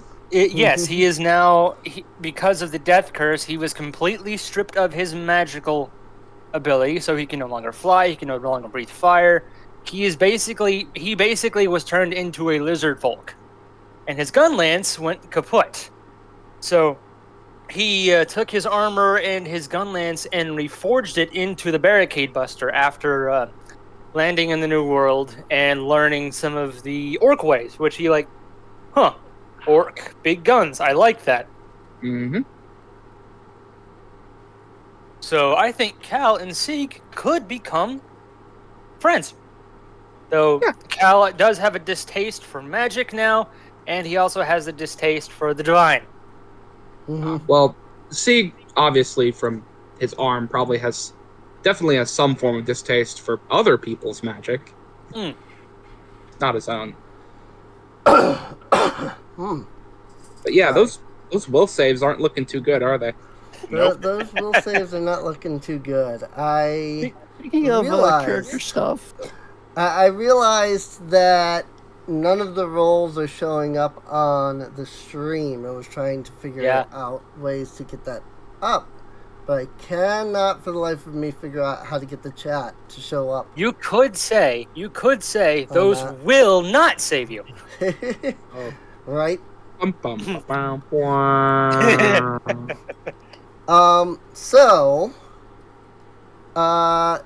Well, Don, Sieg, Mona, the three, Don and Sieg are watching as Kona and Cal are walking off. And then just, all of a sudden, they also just get up and start walking. Mona, you are conversing with one of the people in the Pantheon. One of the priests trying to get some information if you can. The priest is looking over your arm, kind of thinking about it, trying to see what they can do, when just all of a sudden you just turn and begin to just walk right out of the Pantheon. The priest is confused, but really gives no motion to try to stop you or anything. Let's see. Eventually, your group arrives together in the courtyard. And when you arrive, all of you suddenly, once you're all together, I should say, especially, you're all just kind of surprised to find yourself here. You have no memory of, walking to the courtyard or anything. Kona, for example, the last thing she remembers was looking at the runes. Now she's here. Cal I imagine out. it's a bit like. I imagine it's a bit like the one TikTok filter where, it freezes the video and warps it according to new movement on the screen. Right. Interesting. The one where it says. Literally, you remember being in the one spot, and then the next thing you know is you're all standing, gathered around together in the courtyard. Yeah, Cal's gonna bring his weapon to bear. Alright, who the hell did that? What the hell's going on here? I really hope losing memory doesn't become a habit. Yeah, this is... Okay, Kona's putting two and two together now, and she's going to tell everyone. So, right before this happened, I was looking into this thing, and I started hearing a whisper telling me to go to the courtyard, and now here we all are. I think I'm beginning to figure out what these things do. Yeah, this is... I don't like this. These no one tells me what to do. These are some kind of magical control mechanism. like a magical We're brain being- parasite. We're being Magic. puppeted. Being puppeted. Ooh. A voice echoes out from the Praetoria that shouts out, may we present His Royal Highness, the Emperor Adonis Zos Pavlakis. Oh wow, his name even sounds full of himself. Yeah. Shit, guys, wait. They sent us here. We got to get the fuck out of here right now. Oh, you think? Why do you think we'd be controlled to this spot at this moment? Oh, you think? Right? Oh, they want regicide. Somebody does if seem they like they want regicide. Yep. I mean, they could have just asked nicely. Hey, I only kill on my turn. Right. That is true. Nobody makes me do shit. Oh, also meanwhile at the tavern. Well, great. Now they owe me a tab. Right. So, the Emperor Adonis steps through the gateway.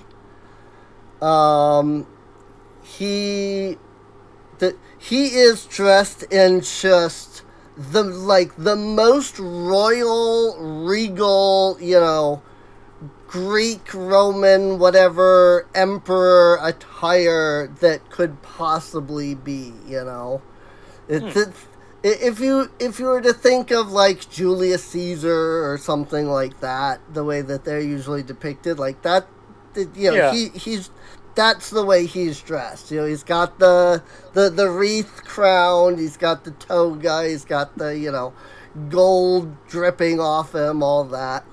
Oh, Got you know the what? drip. You know what? Since he's just like Julius Caesar, but with instead of knife wounds, he's gonna get bullet wounds. He'd get bullet wounds. Oh, let me guess. He has 2 months named after him as well. He begins to speak, and the moment you hear his voice, the runes on your arm begin to glow brightly. Oh, I don't like this. Uh-oh. That's not How good. about another series of will saves? Let's hope this is better. I even succeeded in the last one. I mean, no one succeeded on the last one, so That's better. 30 is better. I've got a 26. 26, 30, 27, 32. Close. 34. Wow. Nice. Some of them rolls are nice and high, which I like to see. Let's see. Kona and Cal. The two of you begin to feel some kind of effect gripping at your mind. You begin to fight against it. Get out of my head! Unfortunately, your allies are not as successful. Oh, crap. Nobody's bitch.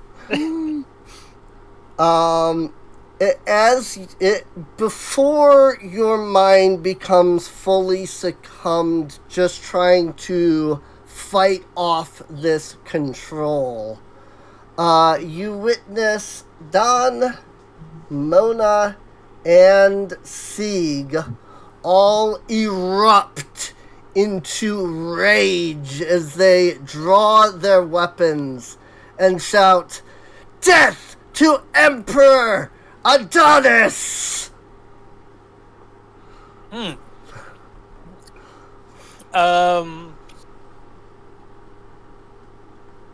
Uh-oh.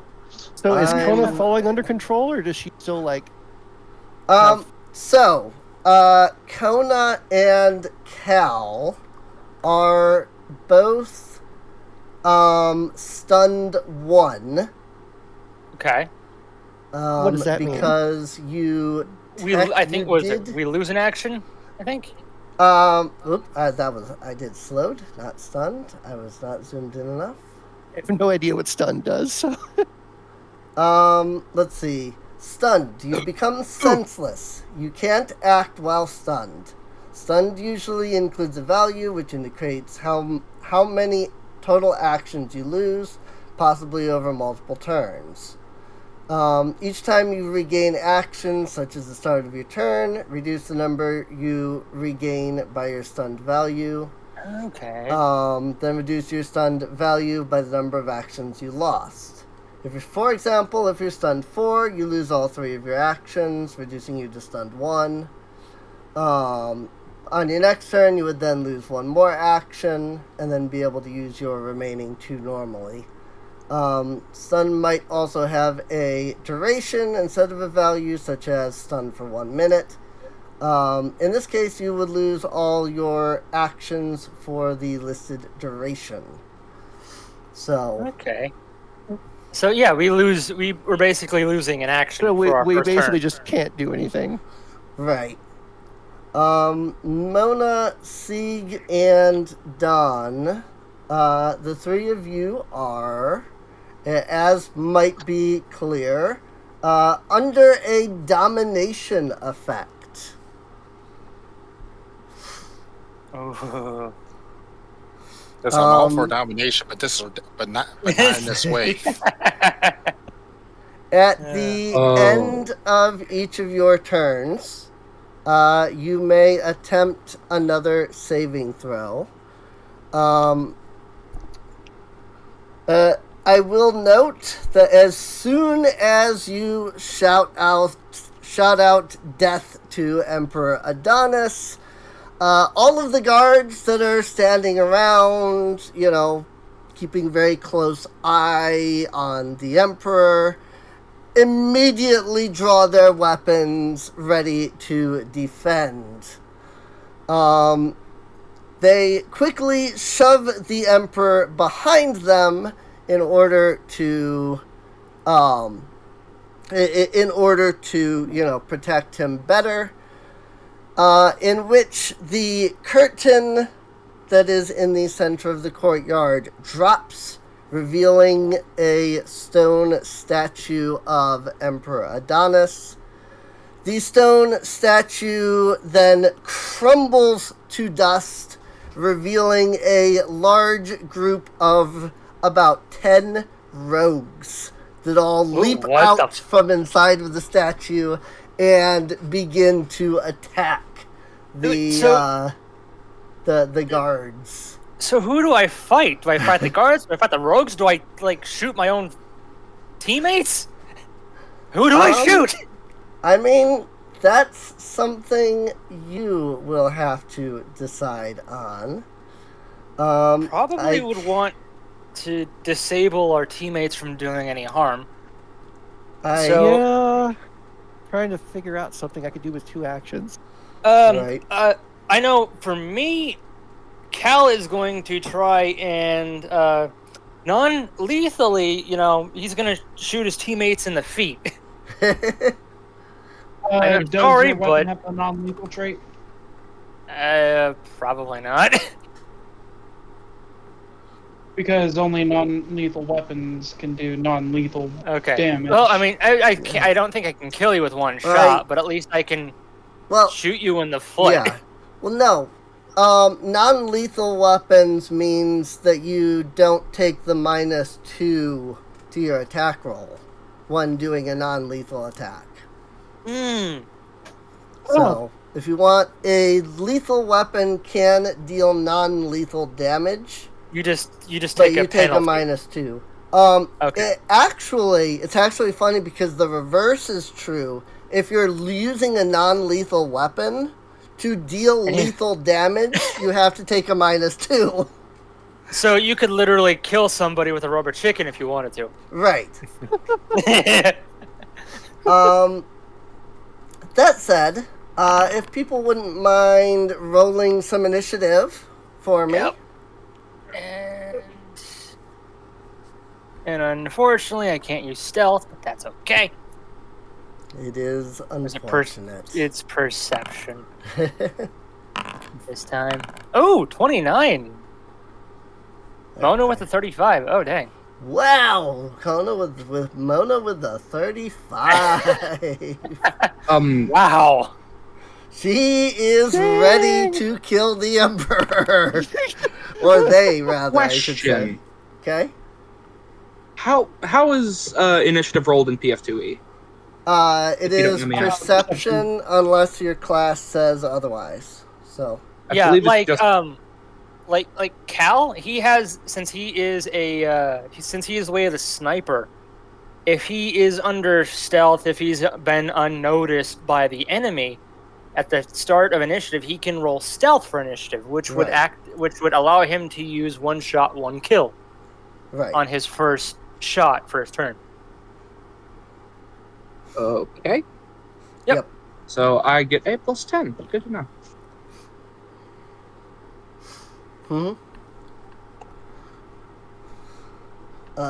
Nope. Whoops. Forgot to put a space. Yep. No, you put R/ instead of /R. You could also go to attributes and go down to initiative perception and click that. Well, he hasn't gotten his character. It's not. Oh, gotcha. Yet, 24. Oh, not bad. Not bad at all. Bad. Yeah. Ready to kill this Emperor, I guess. Whoops, that was the wrong button. 24. The initiative is still not being kind to me. Oh, the initiative is still not being kind. Oh, yeah, I see. Oof. You rolled a regular perception check instead of your initiative. I don't think that would have helped regardless, but still. Yeah. Give it a shot. See what you think. I'm just saying. I hadn't realized that you had rolled it because it hadn't added to the initiative tracker like normal. But then I noticed that you had rolled perception instead of initiative perception. So. Yeah.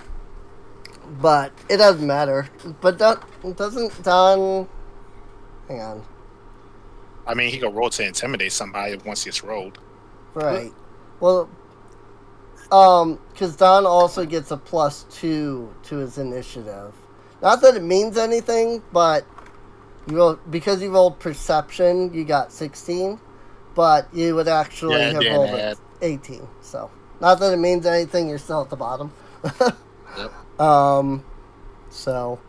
Also, I just dragged everybody over here. Feel free to reorganize yourselves as however you feel like your characters would have been standing when they, became controlled. So. Let's see. You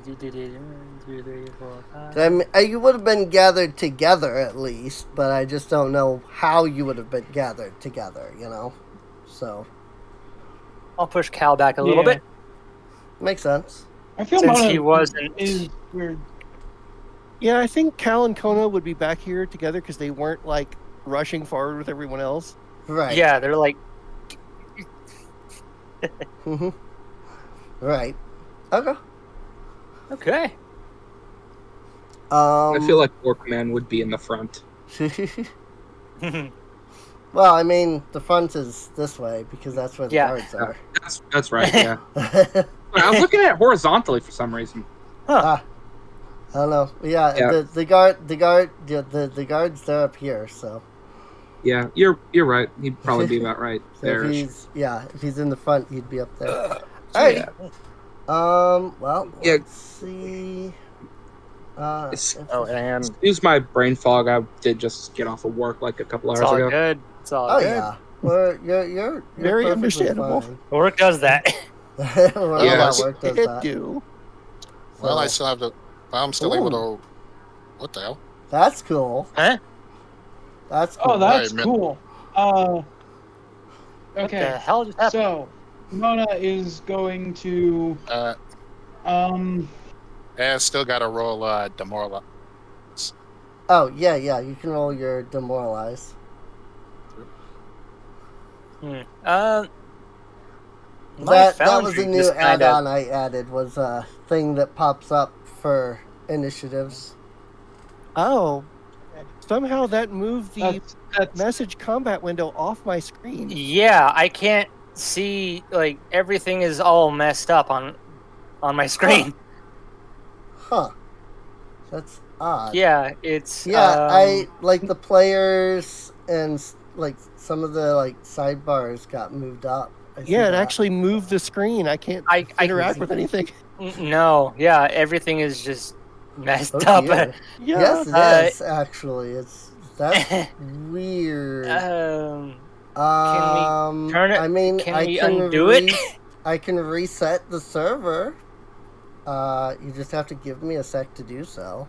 Yeah, So- unfortunately, it's going to be unusable in this state. Yeah. I see. Cause yeah, I mean it has affected even me too. Let me Oh dear.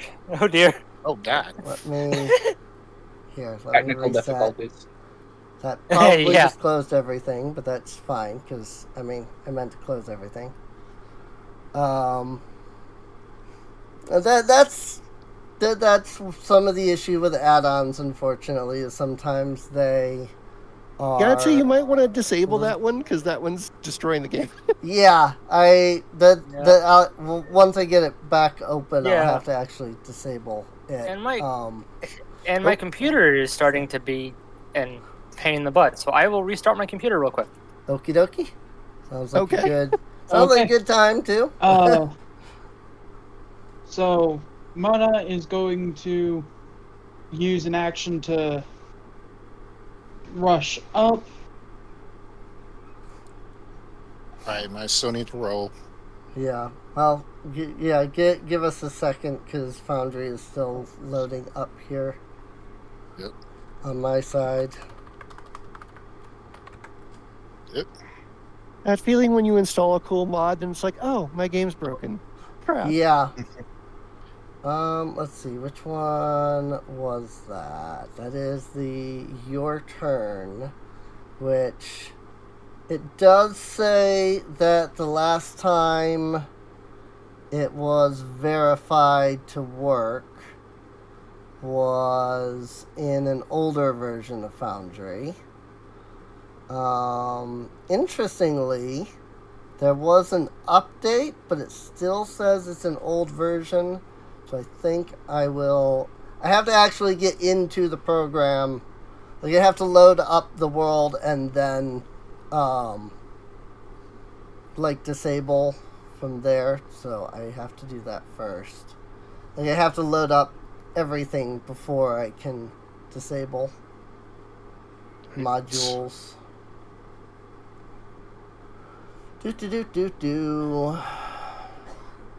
Go into the manage modules and disable reload. And then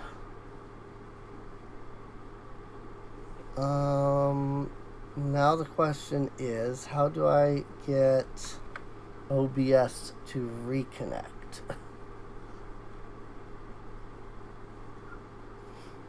I imagine all of you might have to close and reopen. Yep, I'm rejoining the game. Let's see. Yep, I had already closed it. Waiting for Okay. the things to be back up. Yep. I'm trying to see. It's a browser source, so I feel like there should be a way to refresh. Everything's back to normal for me now. Good. Yep, everything's back to normal. Am I gonna have to just straight up completely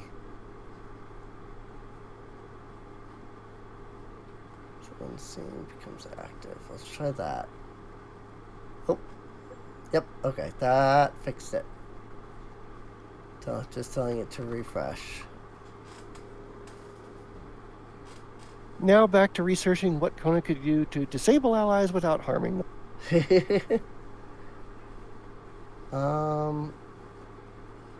Now I have to get it to...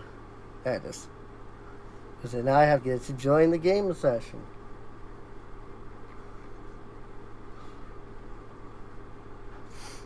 And now we just wait for that to pop back up. Cool. Oh, yep. And it immediately goes back to tracking exactly who I told it to track, which is awesome.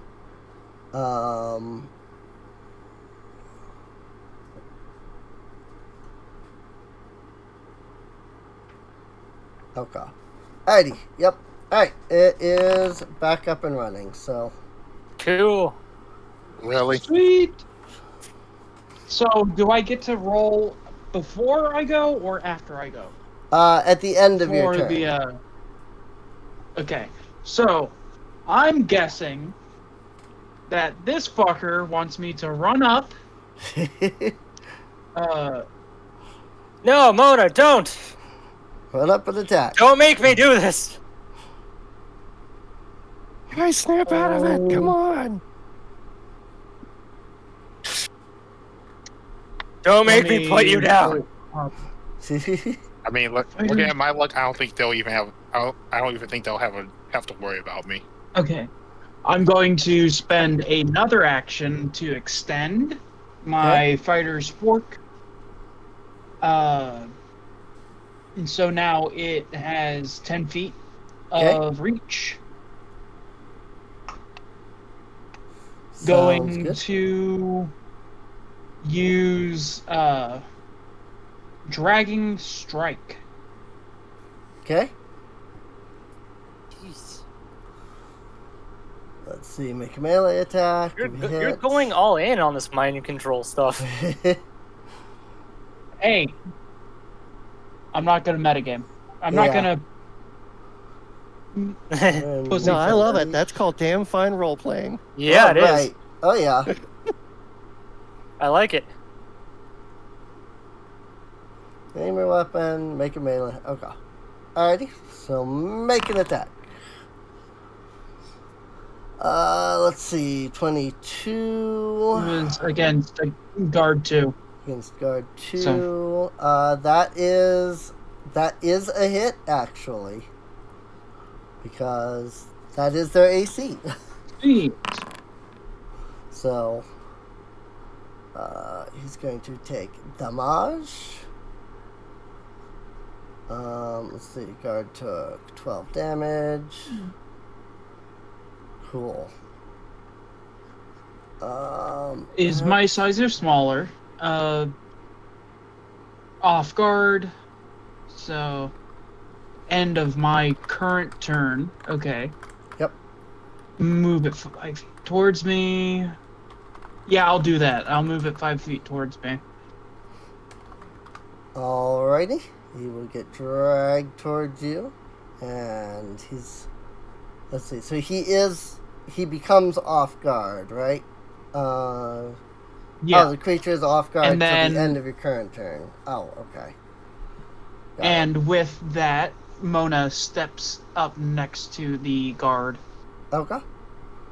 Because dragging strike. Yeah. Yep. When you move the creature, you can move the same distance in the same direction. So, well, that would put you because you're pulling him back, wouldn't it? So that would put you back. Yeah. In the same direction. So. Right. Yeah. All right. Cal. Yes. So you are stunned 1, which means you lose what? 1 action? 1 action, so I'm down to 2. So Cal is going to... Oh, I see. Let's see. I'd add. There we go. Okay. I've moved stunned 1, and then Cal became slowed 2, and I became confused. I need to make a will save. Mona needs Sorry. to make a will save, by the way. Yes. At the end of her turn. 32. Very nice. Okay. So you go from being controlled to being stunned 1. Okay, so now Mona's like, so now Mona is free. So, yep. Cal is going to shout at the guards. My compatriots are being controlled. They are not wanting to do this.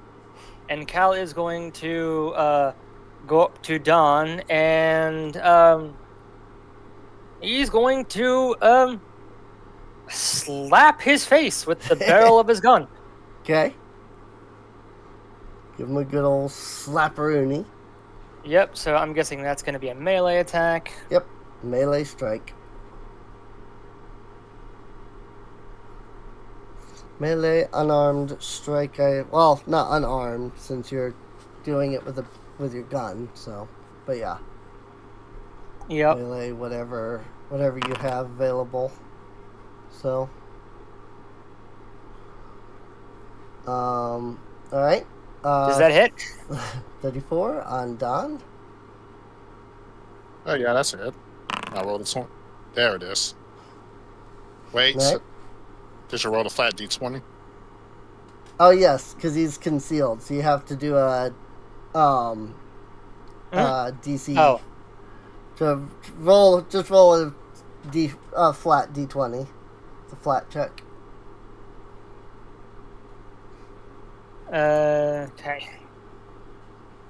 Oh man, I can't wait till I think it's either next level or the level up after that, but Mona is gonna get rage Yep, that'll hit. from a barbarian in class dedication. Nice.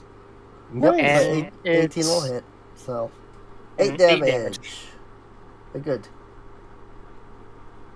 Hopefully that'll help snap him out of it. I mean, not this turn, but we'll see how things go. And that is the end of my turn. Alrighty. It is the guards' turn. The guards are gonna roll. No.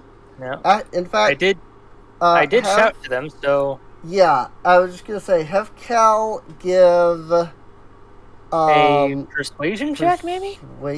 Yeah, if that's is that what is? There's no persuasion. Diplomacy. Diplomacy. Okay, so. Because there's no persuasion. Diplomacy. I am untrained. This is going to be. That's an 11. Yep. I'm trained in diplomacy. If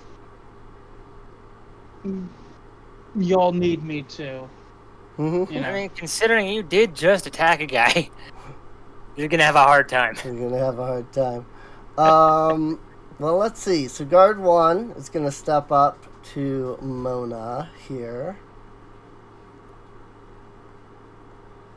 And he is going to oh wait, these guys don't have their thing. Hang on. They all have a passive because they are... Is this actually turning that on when I do that? Let's see. No, it's not. How do I turn... I guess I just open up the sheet and I click the thing. Because they are defending the Emperor, they all gain Royal Defender. Or, not the King, but the Emperor, rather. There we go. 29 on Mona. Oh, this has reach. You didn't actually need to step up because I was 10 feet. Whatever. So that's 17 points. Guard 2 is going to swing. That is a hit. That is 9 damage.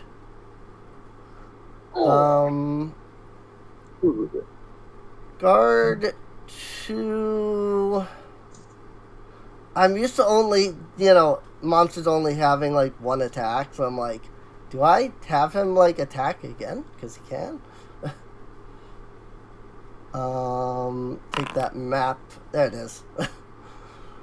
Freaking map of -5 and he misses. So that's fine. Let's see. Guard 3 is going to see that Mona is tackled by those two guys. Actually, this guy's going to step here, thus giving flanking next time. Guard 3 is going to see that they've got Mona, and so he's going to make his way down here.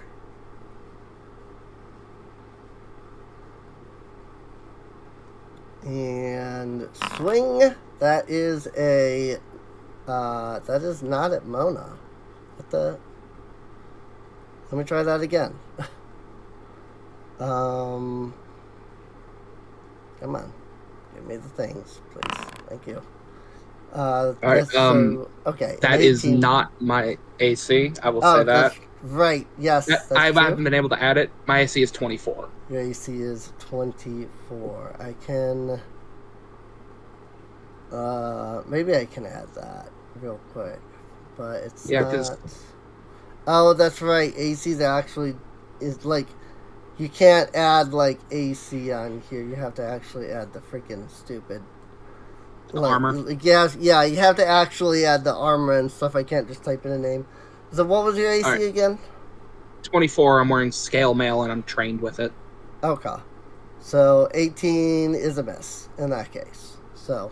Alright. I'm going to go with the second number since I goofed that anyway with the first one. Card 4.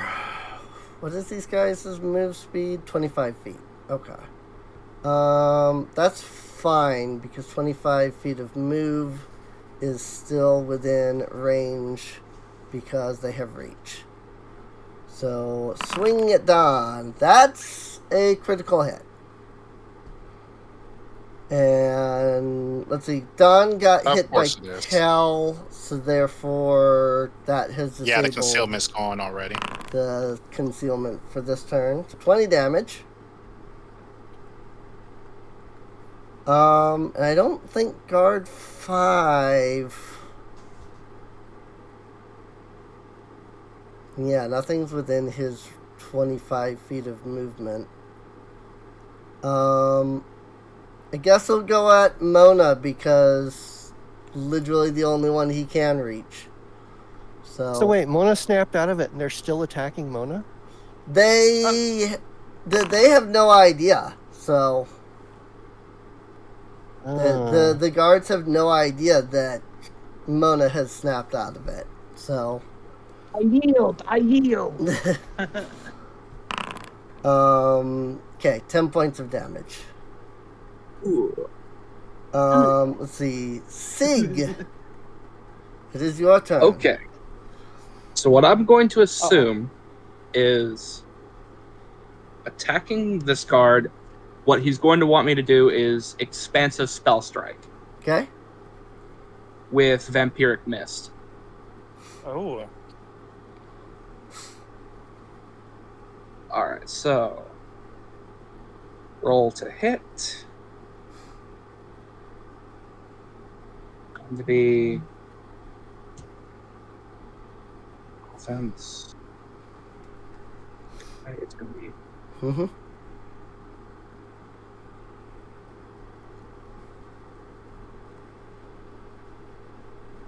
How do I roll to attack them? Since you don't have the things in your...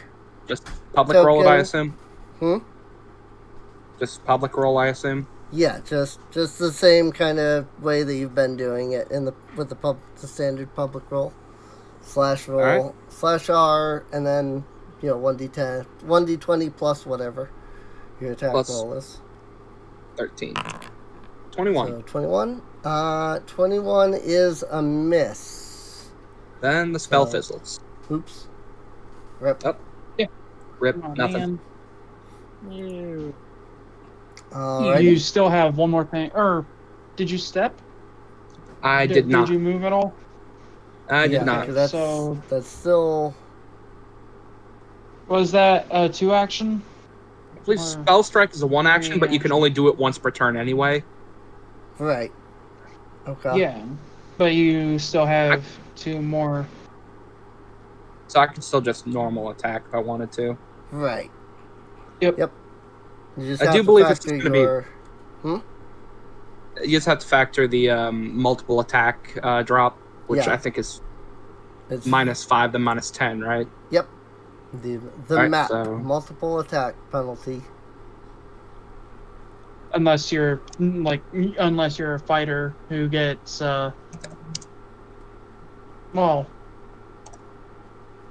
there's something that gives less multiple attack penalty. Right. Removing 5, rolled a 24. Nice. 24 is a hit. Okay. It'll be 1d8 plus 3.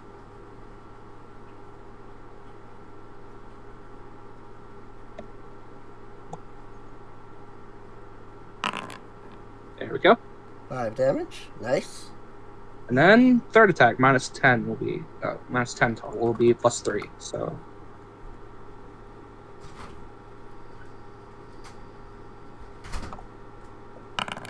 10 miss. 10. That's a miss. Yep. All right. All right. Go ahead and give me a will save. Will save. All right.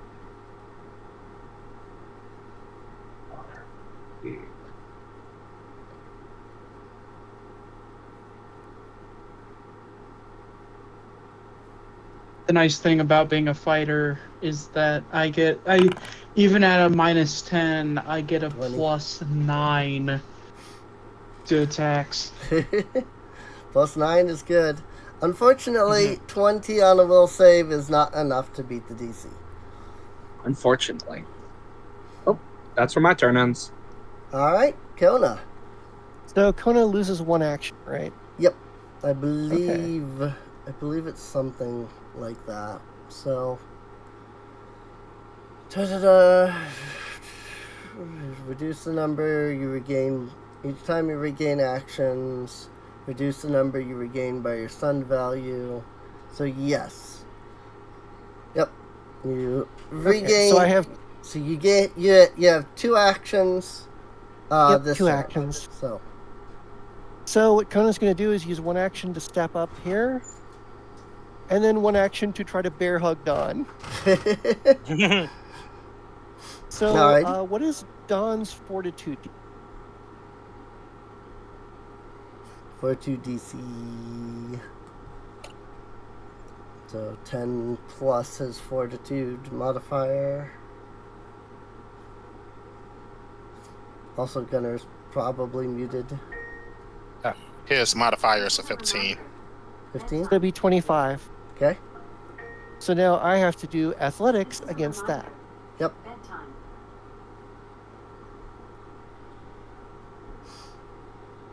As soon as I remember which tab is skill. Okay, there we go. Yes.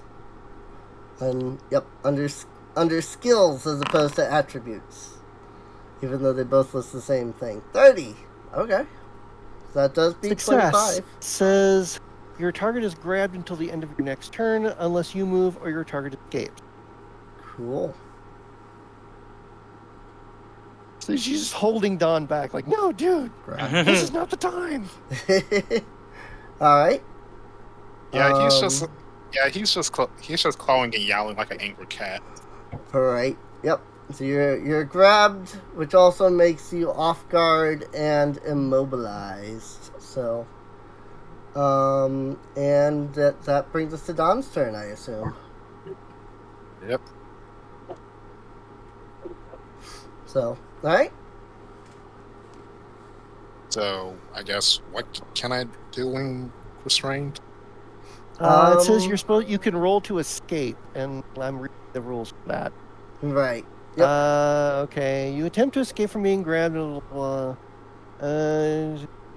Attempt to check using your unarmed attack modifier, the D of the effect, which would be my athletics D, which would be a 25. Let's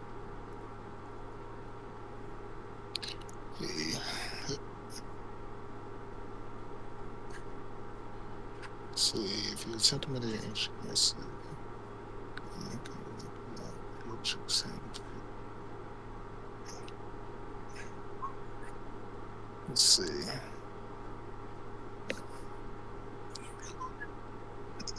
Can't see. The snare rules. Nope, not that. Oh, it says you can attempt an acrobatics check instead of an unarmed attack if you want. I imagine Dom's acrobatics is probably better than unarmed. Most likely. Yep.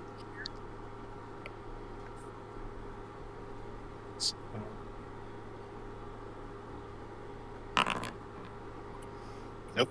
Acrobatics of 27. Nice. Well, he gets I mean, out that's still of... well, then again, yeah, I saw 14. Yeah, my DC was only a 25, so... Right. So that's a success. It says, yeah, you get free. So yep. Don gets you are free down of one Kona. action. Well, at least she slowed him down a little. Yep. That's true. Don has 2 actions left. Well, he has to move to do 1. Well, yeah. Hopefully Cal doesn't have to apologize for the big welt on his face.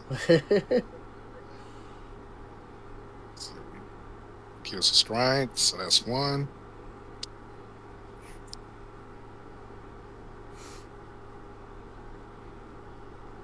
Let's see.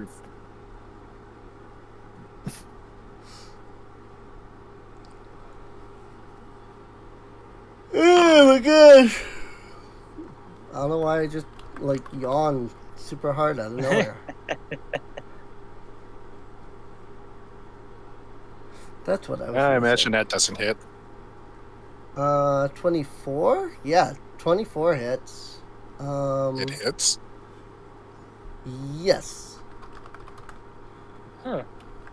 24 hits. Remember they a 22 just barely hit earlier. So 24 would definitely hit.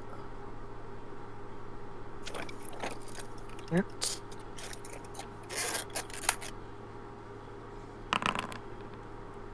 5 damage. Okay. That's it. Oh wait, was that which guard was that on? Was that 4? 3. 3? Okay. And guard 4 is gonna heal because I clicked that on guard 4. Alright. Cool. Alright, go ahead and make a will save. At the end of your turn here. 26. Not quite enough. Getting there though. Getting there. Alright, before Mona takes her turn, as all of you are fending off these guards here, you hear a voice suddenly shout out, "Enough!" A bolt of lightning shoots down from the sky and blasts all of the rogues in an instant. They are immediately dead. Oh, wow.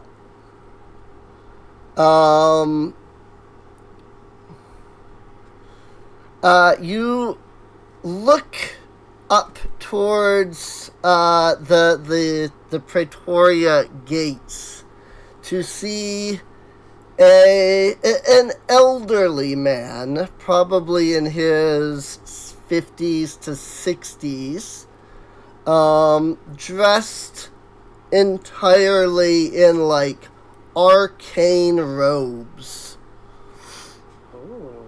In his Zeus? hand is this massive wooden staff that has like more like orbs on it than you can count. He taps the staff on the ground, and your group feels this wave of energy shoot out from him. Sig and Don, since the two of you were controlled, you suddenly find yourselves free of this mind control. Let's see, Mona is no longer stunned because she's no longer having to fight. Seeing that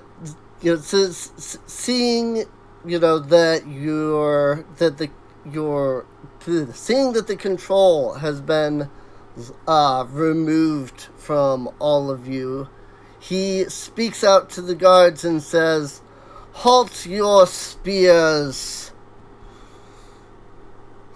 Halberds, I suppose, but whatever. The guards stay defensive, but they're not going to attack.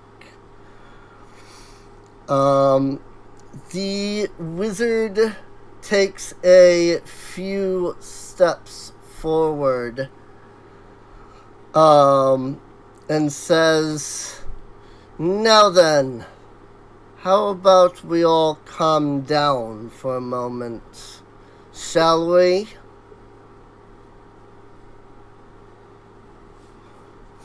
How do Viva la your revolution! No. Hmm? Not actually. So how do all of your characters react? Where am I? Cal's going to breathe a sigh of relief. He's going to... Though he is going to keep his eye on the old guy. Okay. Where am I? Ooh. Why is my sword bloody?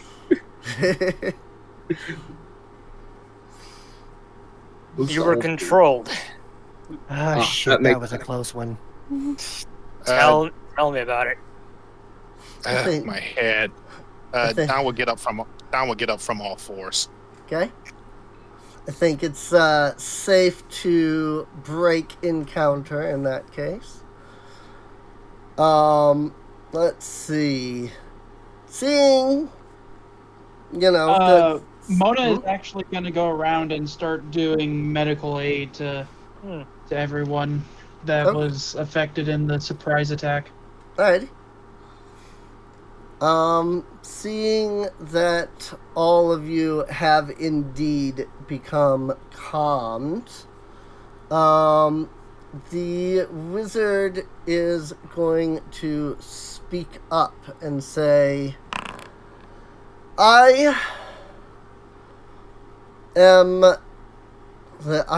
Archmage Marcus Toll Ambrosius, Consul to the Emperor, Head of Magical Research.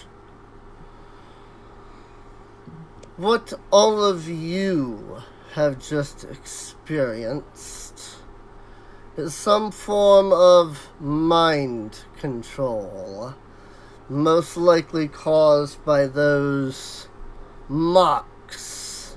He points at the runes on your arm.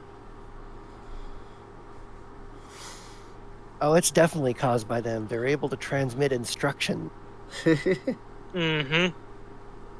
They can talk, apparently. Yeah, I stared really deep into one, and Kona goes off, blah blah blah. Right, telling recounts what's the happened. mage about her experience with it. Right. The Archmage gives a few nods as he, hears, all, your everything that you have said.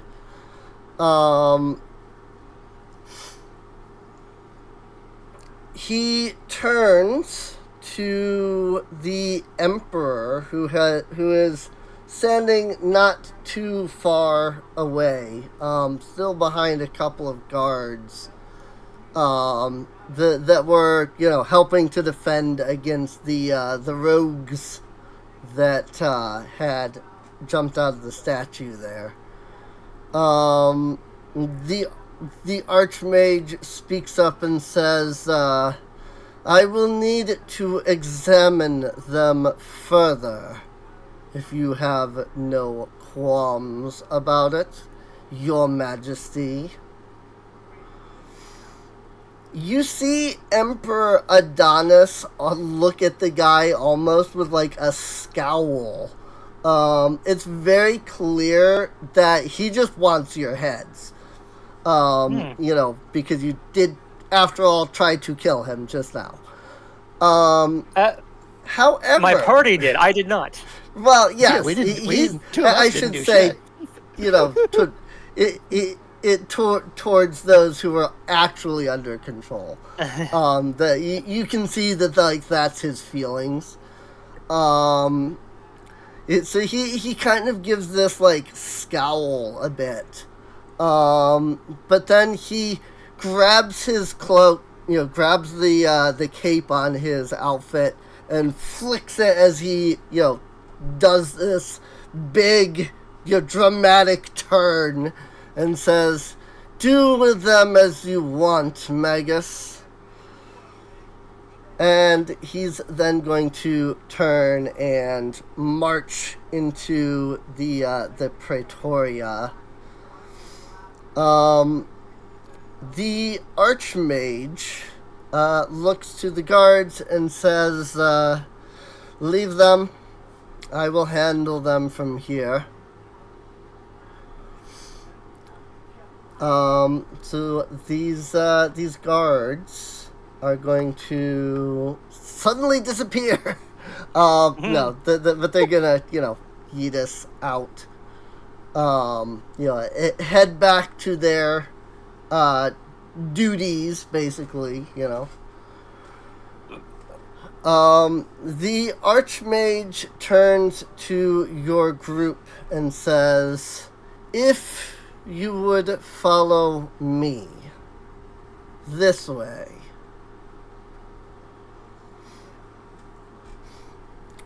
So here's I have a question, because this is something I don't know the answer to for Pathfinder 2.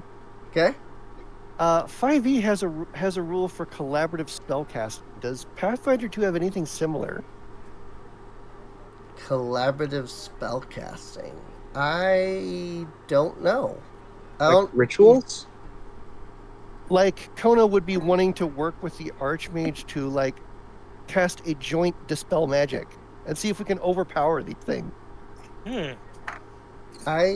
That's what she would be proposing to him anyways. Right.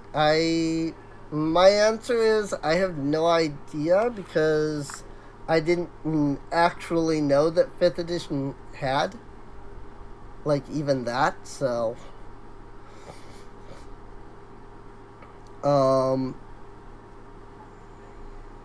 so I wouldn't even know where to begin to look for something like that.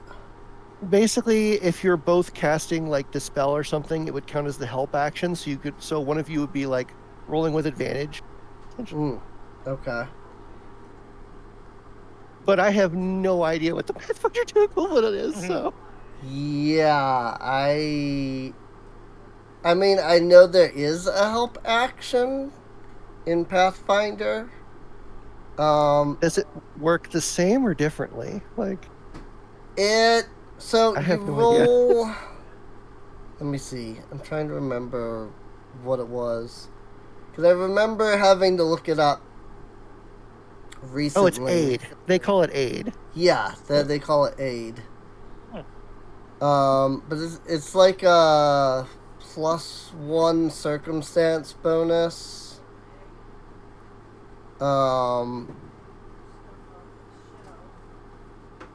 But you have to like roll something. Let's see. You Okay, roll, so you roll. you yeah. roll the same thing as what the other person does. If you succeed a DC 20, then the other person gets a +1 to their +1 circumstance bonus to their check. Or more on a critical. Or more on a critical. And I can potentially give myself a +1 on top of that. Because I think I can get a status bonus in addition to the circumstance. I'm going to check on that, though. This is so complicated. Yeah. You One second. You try to help your ally with the task. To use the reaction, you must first prepare to help, usually by using an action. Explain to the GM exactly how you're helping. They'll determine how you can aid. When you use aid, attempt a skill check decided of a type decided by GM. Typical DC is 20. GM might adjust DC. Critical success, you gain a +2 circumstance bonus. If you're a master with a check, it's +3. If you're legendary, it's +4. On a success, they gain a +1. And on a critical failure, you hinder them and give them a -1 penalty. I love that. I don't know if that would do anything here, though. I haven't even thought about it. I didn't know that. Like I said, I didn't know that was even a thing in 5th edition. So, let's see.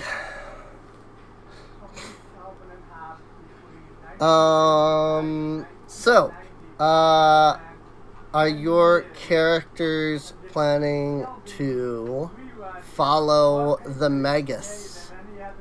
Oh, definitely. Sure. Unless anybody objects. Not to. Yep. Right. Might as well. Considering he just saved us from what might have led to an execution. Right. Yeah. That would not have gone well. Yeah.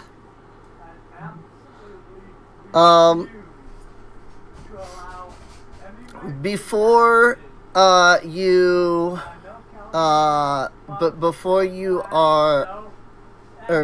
follow, the Magus is going to, and I don't know what spell it would be, but basically he's casting like a magical shackle spell. Just to ensure that nobody's gonna attack or something like that. No, the mind control isn't gonna pop in and make you do something, whatnot.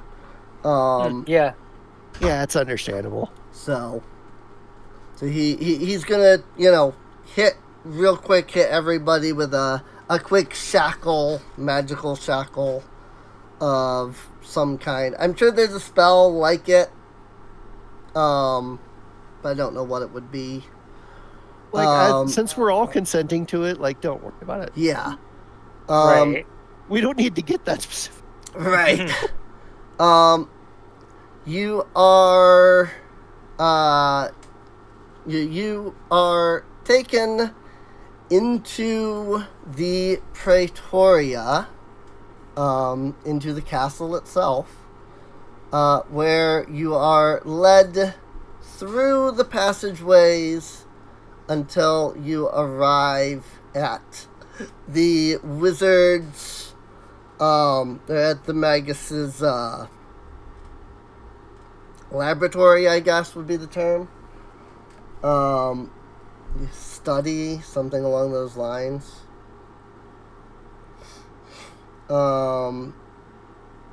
In either case, so you are taken to the Magus's lab, for lack of better term. And he basically has you gather around together.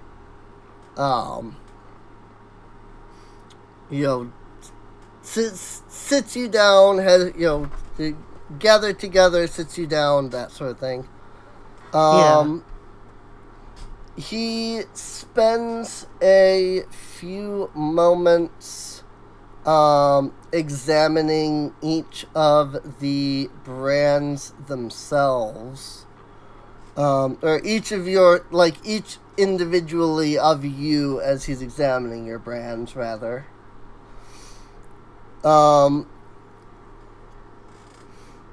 Let's see. Question. Hmm? Do you think you would get a kick out of my arm, considering since flesh warp? Just random question. Not really important. Right.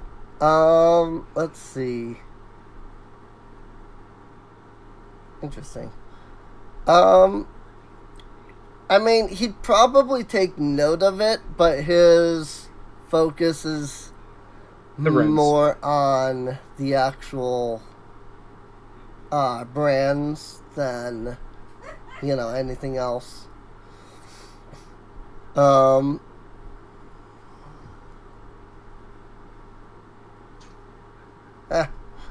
just looking at the images of, the flesh warped on the archives. Some of them are better, some of them are worse. Yeah. Some of them have mouths. they're quite interesting. So yeah, this one is very mundane. It's just sort of like swirling flesh that's just, it's like a burned black color. Right. For example, like this guy here that has 3 faces. Yeah, it can get bad. Or how about the one that has a mouth in its torso? Yeah. Yep. Can they get really bad or really mundane depending on how severe the magic was that hit them? Yeah. Let's see. Yeah, there's mouth throat. I've seen that one. Yeah. Let's see. Wow. So he spends several minutes looking all of you over. Taking a time to examine each of the brands themselves. When he finishes looking them over, he calls out to his assistant, who is a female pixie. Her name is Sairi.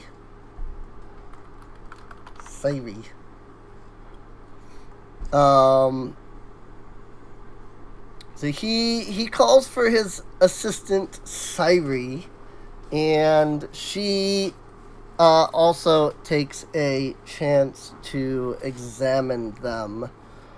After they have spent a moment looking these brands over, you can hear them. They go off into one of the corners and begin having a kind of hushed conversation, about what they have seen and whatnot.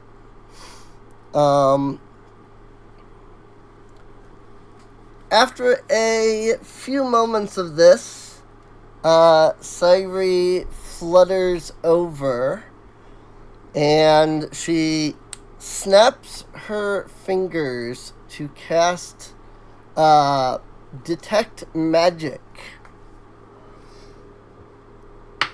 Oh, good. She casts Detect Magic, and what you witness is her suddenly dropping to the ground. She just suddenly drops to the ground and begins like holding her head in agony. Hey. And remember, this is just all she did was cast Detect Magic. Yeah. She hasn't done anything else. She hasn't tried to counter them or anything. All she did was Detect Magic. And she collapses to the ground and begins writhing in agony. Are you okay? Ah, shit. Have what she's having. crap. The Magus steps over to you, and then with a wave of his hands, she stops, convulsing basically.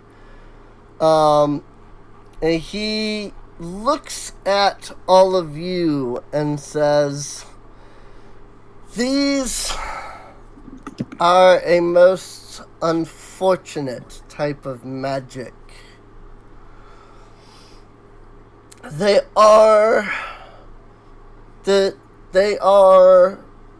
what some would call true demon magic. Yeah.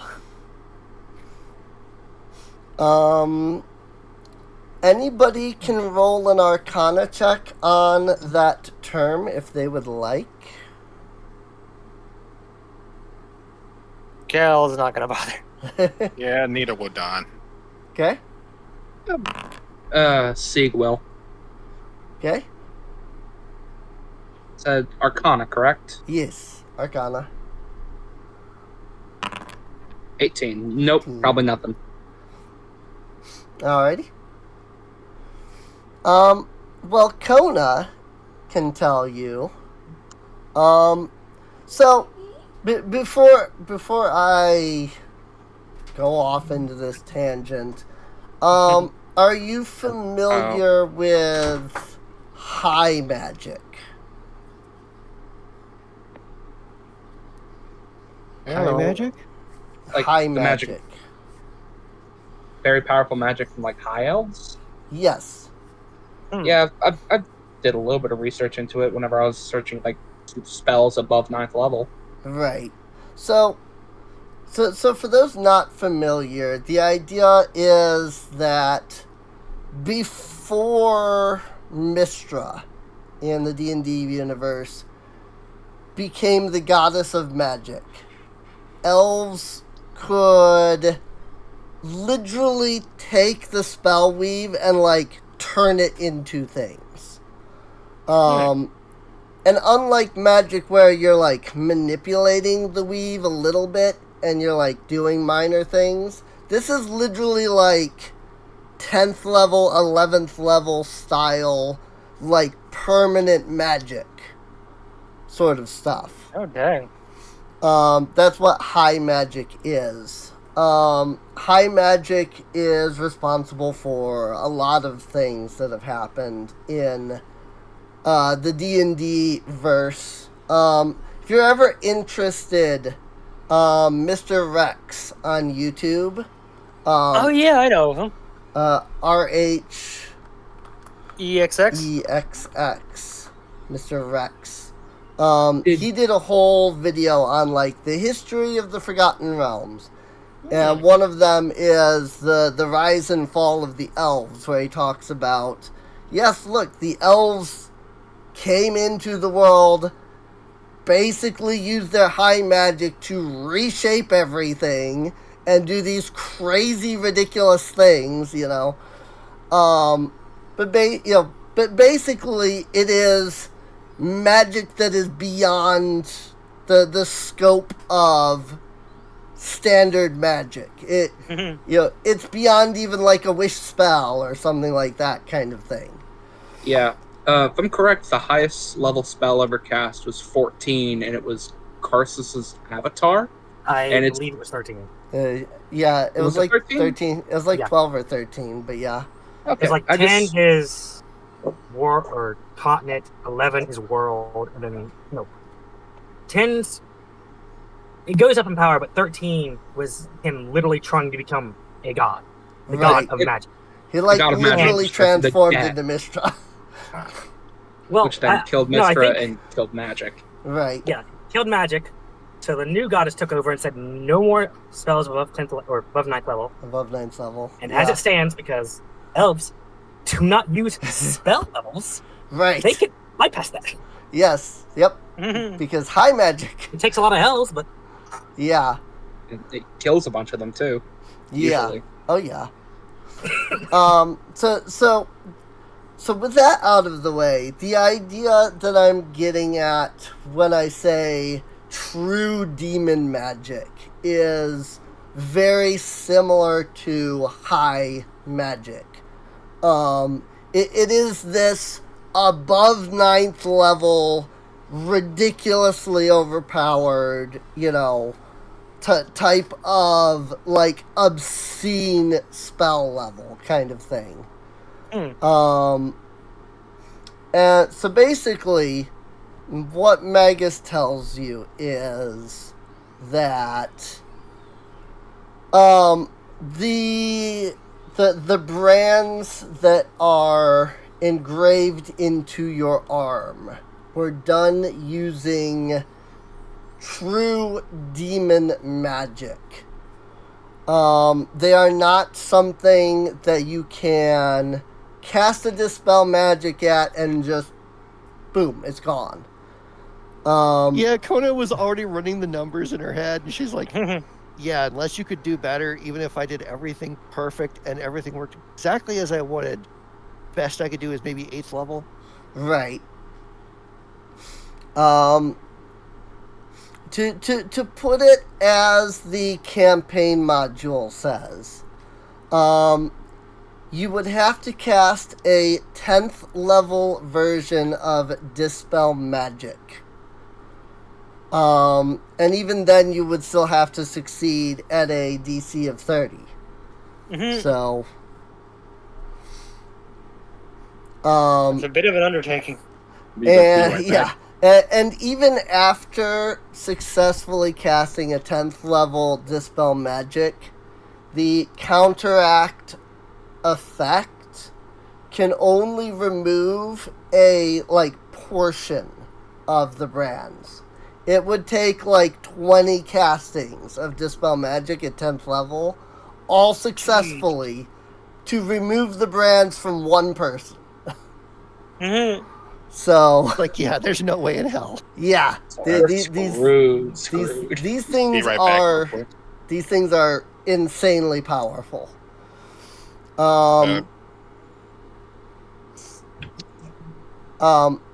He does mention that a wish spell might be able to remove the most basic, the lowest, the simplest of the brands, but they're not going to do anything against, say, the big symbol of Astaroth that's on your arm. So, what he can tell you is that the brands act akin to a series of 3 separate spells. One is Dominate, which you have, experienced. That is it controlled you. Oh yes, that is. But they don't tell you about Elvish High Magic and 10th level and 11th level and 12th level spells, all by Mr. X. So the first the first of the effects that this does is basically dominate. At any moment, based on the programming of the runes, based off of command words, whatever triggers there are for them, these will immediately just try to grip and control you. Another effect of the brands is subconscious suggestion, which, once again, you did encounter. You will hear these whispers in your mind telling you to do something, and without realizing, you will just feel compelled to do them. The worst part about all of this is that they all, the runes themselves act akin to a permanent sort of scrying spell. Where essentially, not only can the people that are connected to these basically see anything around you or about you at any time, they'll be able to know anything that's going on, and whatever trigger there is, you don't even have to be nearby each other in order for these effects to activate. That they can just see, that to put it the way that Magus would probably say it, he would say something akin to, likely whoever it was that sought to kill the Emperor simply scried on you until the Emperor was in view, and then activated your brands.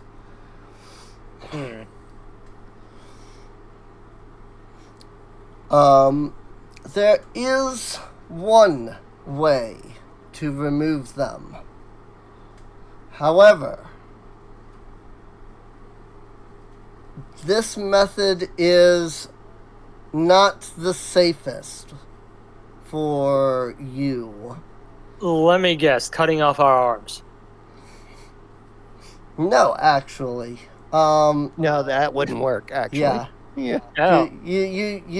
You all actually reasoned that earlier, that wouldn't work, so. He says the one method that will guarantee your freedom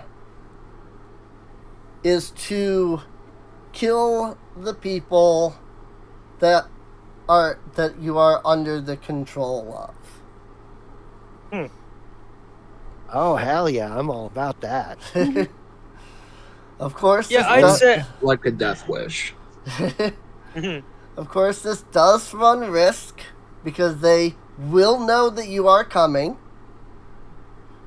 That they will know that you are, going to them. They will know that you are planning to fight, go to them to kill them.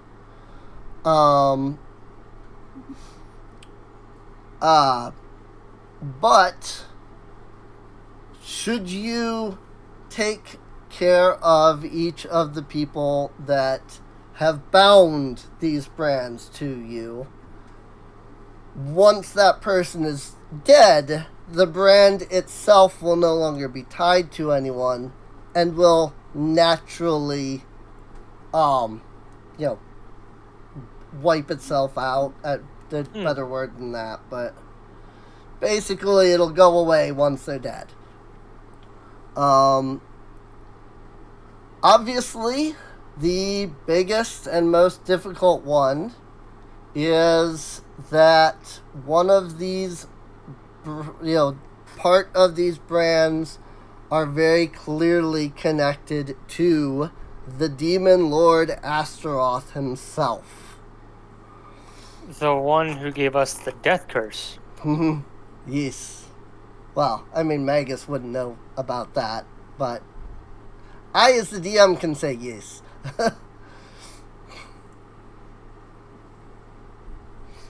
So. All right, I'm back. God. Welcome back. Welcome back. Welcome back. Oh, come back. So yeah, basically, you have two choices at this point. You can be controlled at any given time, or you can attempt to take the fight back against them, but you never know how they're going to react to that. Right. You know, he will tell you, one thing he will tell you is, the brands weaken with each use. Mm-hmm.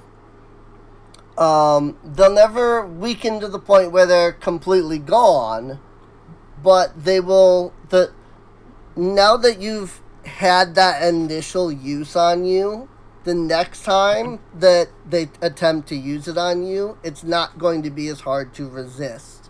And subsequently, every time they take full control of you, it is going to become harder and harder, or, well, easier and easier for you to resist. Gotcha. So, at some point, he can't tell you when, he can't tell you how much they're going to weaken, etc.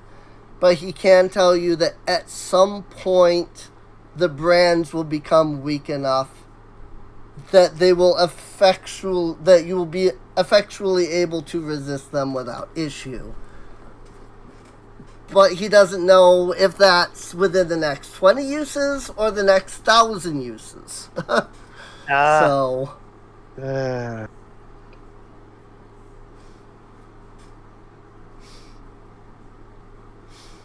So basically, it's best to take the fight to whoever did this instead of waiting for God knows how long in order for us to, continue on like normal.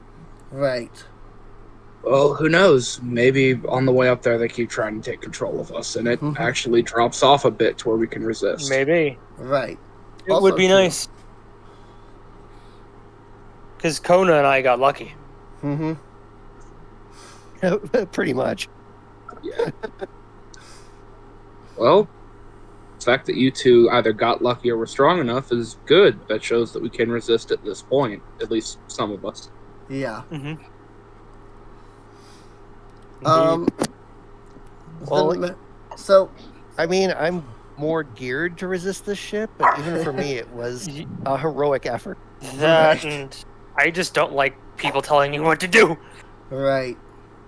But considering that the DC started at 32, Oof. yeah, Oof. yeah. Gee willikers, Batman. That's a lot. It's very high, yes.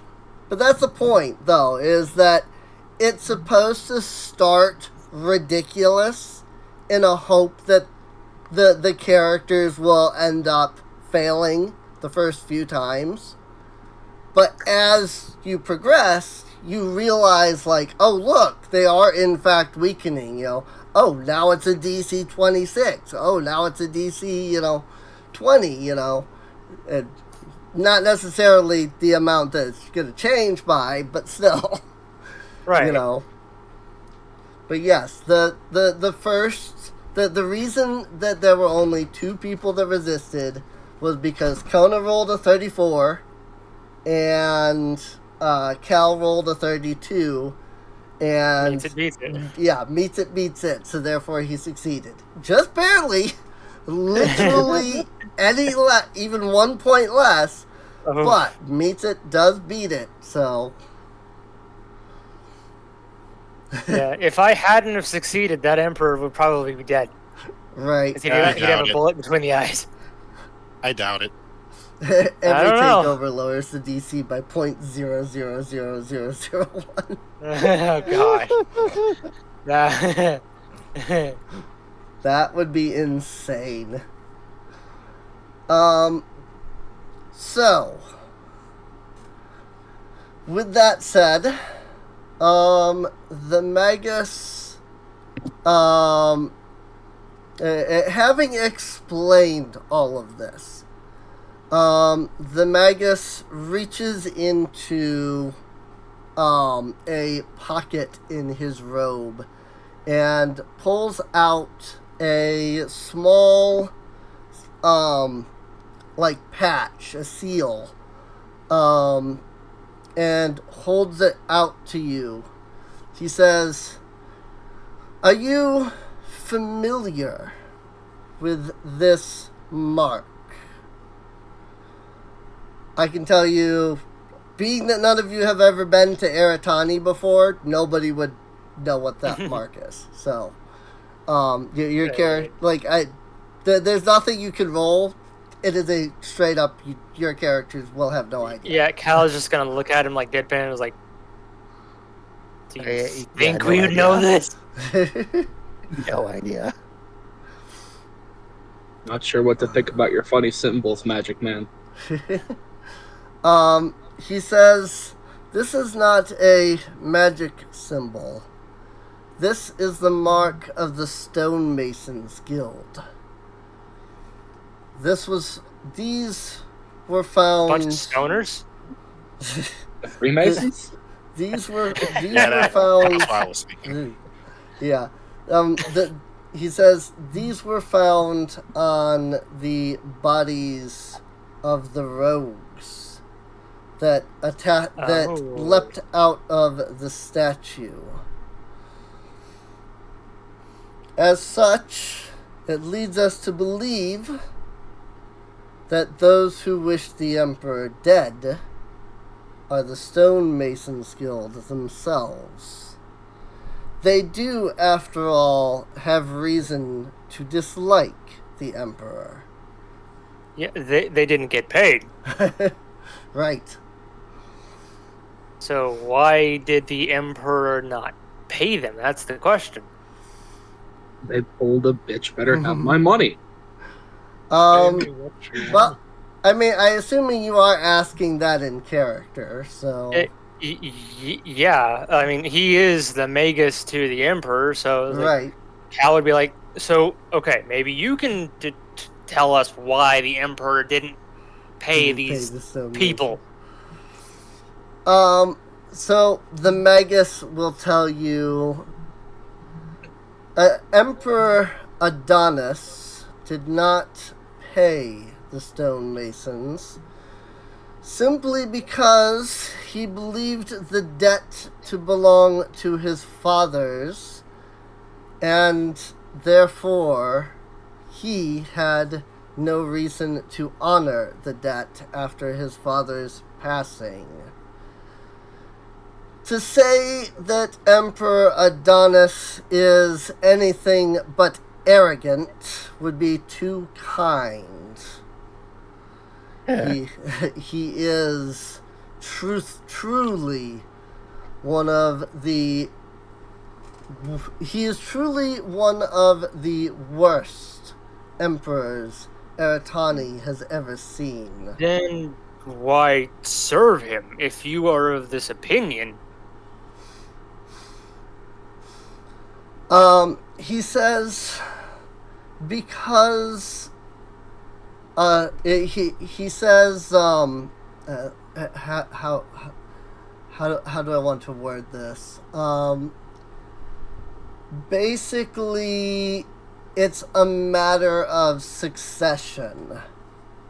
So you served his father and now you serve him because you're part of the...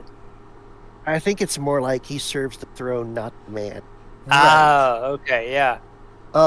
He says Adonis was the heir of hang on a second, I had to scroll back up to find the previous emperor's name. Agelos. Adonis is the son of the late Emperor Agelos. Simply by blood, He, therefore, is the heir. Should Adonis pass, with there being no heir, Eretani would be plunged into a civil war that would likely lead to its destruction. For the record, I think man politics is stupid. I mean, you're not wrong. My people have already found a way around this issue. I don't know why you land folk are so. Because every place is different. Against. Yeah, every place is different. How each place determines their head is different. Simply put, the emperor, the emperors above Agelos never saw need to create a backup plan. Different word, but you know, it is basically what he's saying. It's like that none of the emperors up until this point have bothered because they've all had heirs, you know. And Adonis will likely have an heir, you know, at some point before he dies. This is the first time the very possibility that an emperor would not have an heir has even come up. So, well, if you ask me, Emperor a dildo can't die soon enough. So, okay, Magus. So we know you serve the throne. What if you took said throne?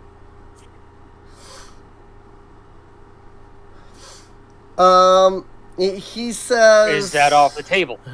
He says,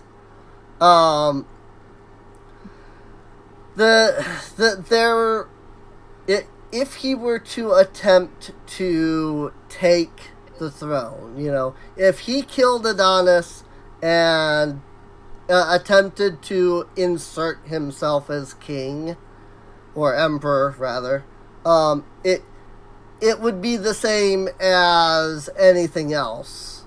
The powers that all exist below the emperor would not see him as being fit to be the emperor, and a civil war would break out. They would try to kill him, and then they would fight against each other. What if we took care of the emperor? You sort of took care of us, in quotation marks.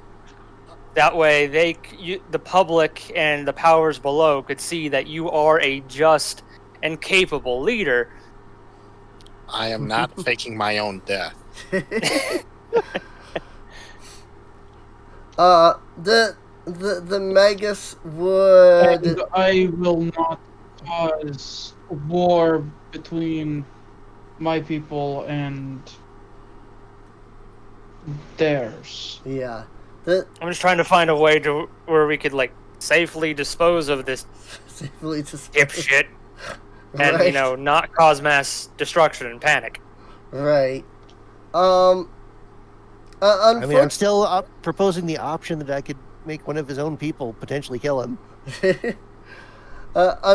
Unfortunately, the Magus, he has thought through many different possibilities, and every possibility always comes back to, if Adonis dies and there is no heir declared before his death, there will be civil war, and good luck getting Emperor Adonis to, you know, declare an heir that would not be just his son.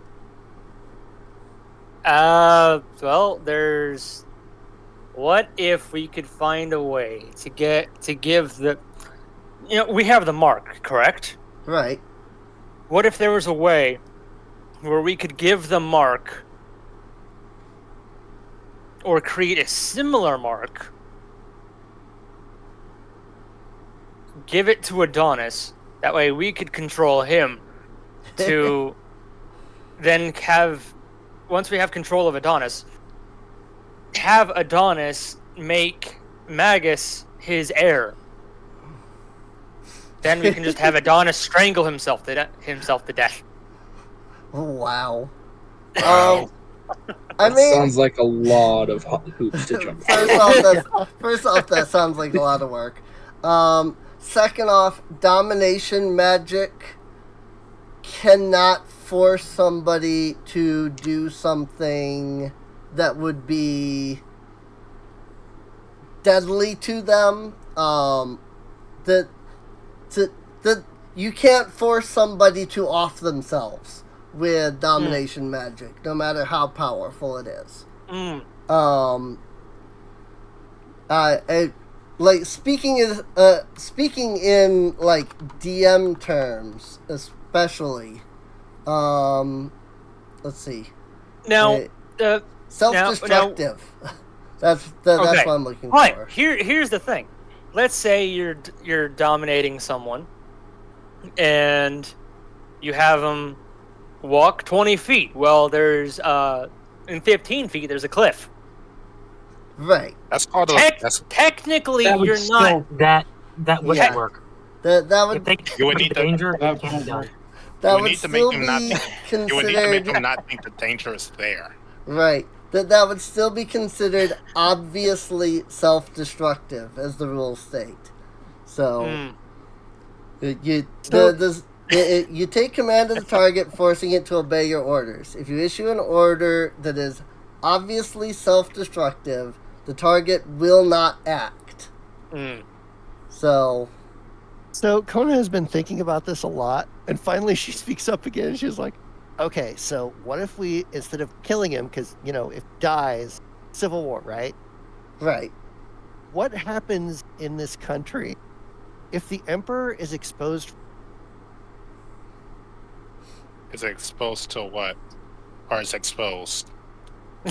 Yeah. Exposes himself? I don't know. Just pants the emperor. There is a story of. I must have cut out. Yeah. She said, cut out the emperor is perfectly. exposed for treason. Exposed for treason. I mean, as far as exposed go, there is a story of the emperor's new clothes. Wow, what a terrible time for my mic to cut out. Right? It literally was, you said, what if the emperor is exposed? And then right at that moment, I was just like, I think you cut out there. Oh no, the emperor is a small one. What if the emperor is exposed? So I got these new clothes. Oh boy. This is so much fun. That was great. Perfect. Well, so Magus would say that unfortunately, due to one of the previous emperors being not so great a guy, he basically made it law that he can't be the emperor can't be tried for anything. Wow. Kona just throws up her hands and looks really annoyed. Wow, talk about just us, am I right? So just basically all you're saying is that there's nothing we can do. The best we can hope for is to just screw everything up and send this nation into chaos and war and start over. Magus says that is not so much true. There is one thing that could be done. Get a case of insanity? You Are you aware that this region of land is known as Irdrith's Hollow?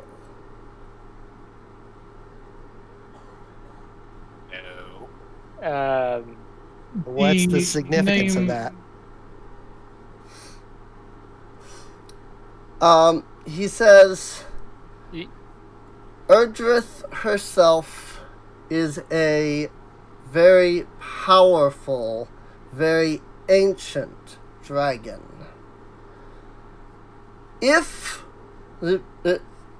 Sorry, let me say that again. All of this land belongs to her, whether we like it or not. If Irdrith herself were to act, none would oppose her. However, Irdrith is a very ancient dragon and does not show herself or meddle in the affairs of mortals. Convincing her to step in and do something about our situation is about as likely as I'm trying to think of like a ridiculously like massive allegory, but I can't think of one. The person who placed the marks giving them up. Say again? I said the person who placed the marks willingly giving them up. Willingly giving them up. Yeah, something like that. I was trying to think of like, you know, a god acting to like benefit an ant or something, you know? Or Zeus giving up his ways of, you know, swooning women. Yeah. Okay, Zeus actually choosing not to put his dick in it. Yeah, Zeus It'd be easier to basically bank on divine intervention. Yeah. I could be really reaching here, but I'm going to ask anyway. Since this is a specific creature and she is a dragon, could I make an esoteric lore check about her to see if there's anything I know that could be used? Sure. Hmm. You can make an esoteric lore check on Irdrith.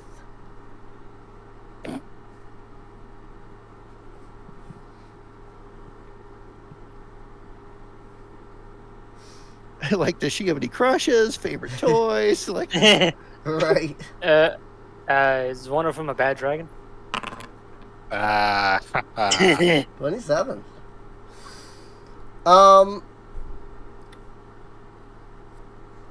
Let me see here. Or just get his name from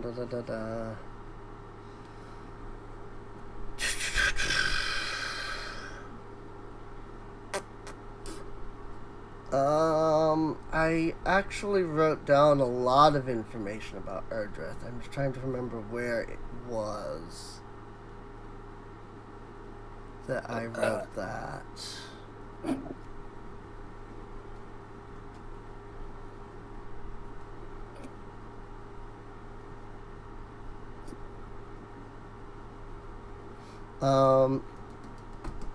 Like this occurring in Irdrith's Hollow. I wrote down like a lot of information and like ideals and things for Irdrith, but I thought I did anyway, but I am very confused as I am seeing like nothing about Irdrith herself in here. The only how like I swear I wrote down tons of information about her because I was like, this is very important.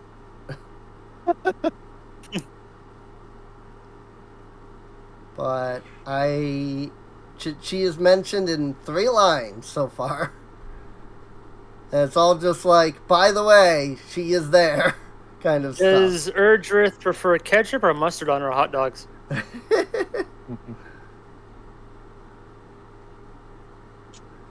Does Irdrith eat them like hot let's dogs? see. Is Irdrith a McDonald's person or a Burger King person? Maybe Irdrith is a Taco Bell person. Ooh. That's a very good question. Or Arby's. I mean, Arby's does have the meats. Dragons are meat eaters. Maybe she wants some. Maybe she wants some meat.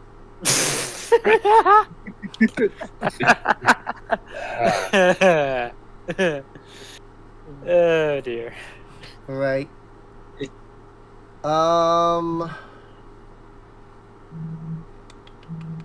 Wait, what kind of dragon is she? Is she like what color? Well, What hue? some say that she is a gold dragon. Some say that she is a red dragon. Others say that she is neither of those. I used to be I was at one point a dragonborn, and my scales were gold. Right. But this death curse put a stop to that. Some people have said that she is the most beautiful dragon that you will ever see. Some people assume she is a silver dragon. Just because one of the things with silver dragons is that they radiate beauty and, the sun shining off their scales and all that. There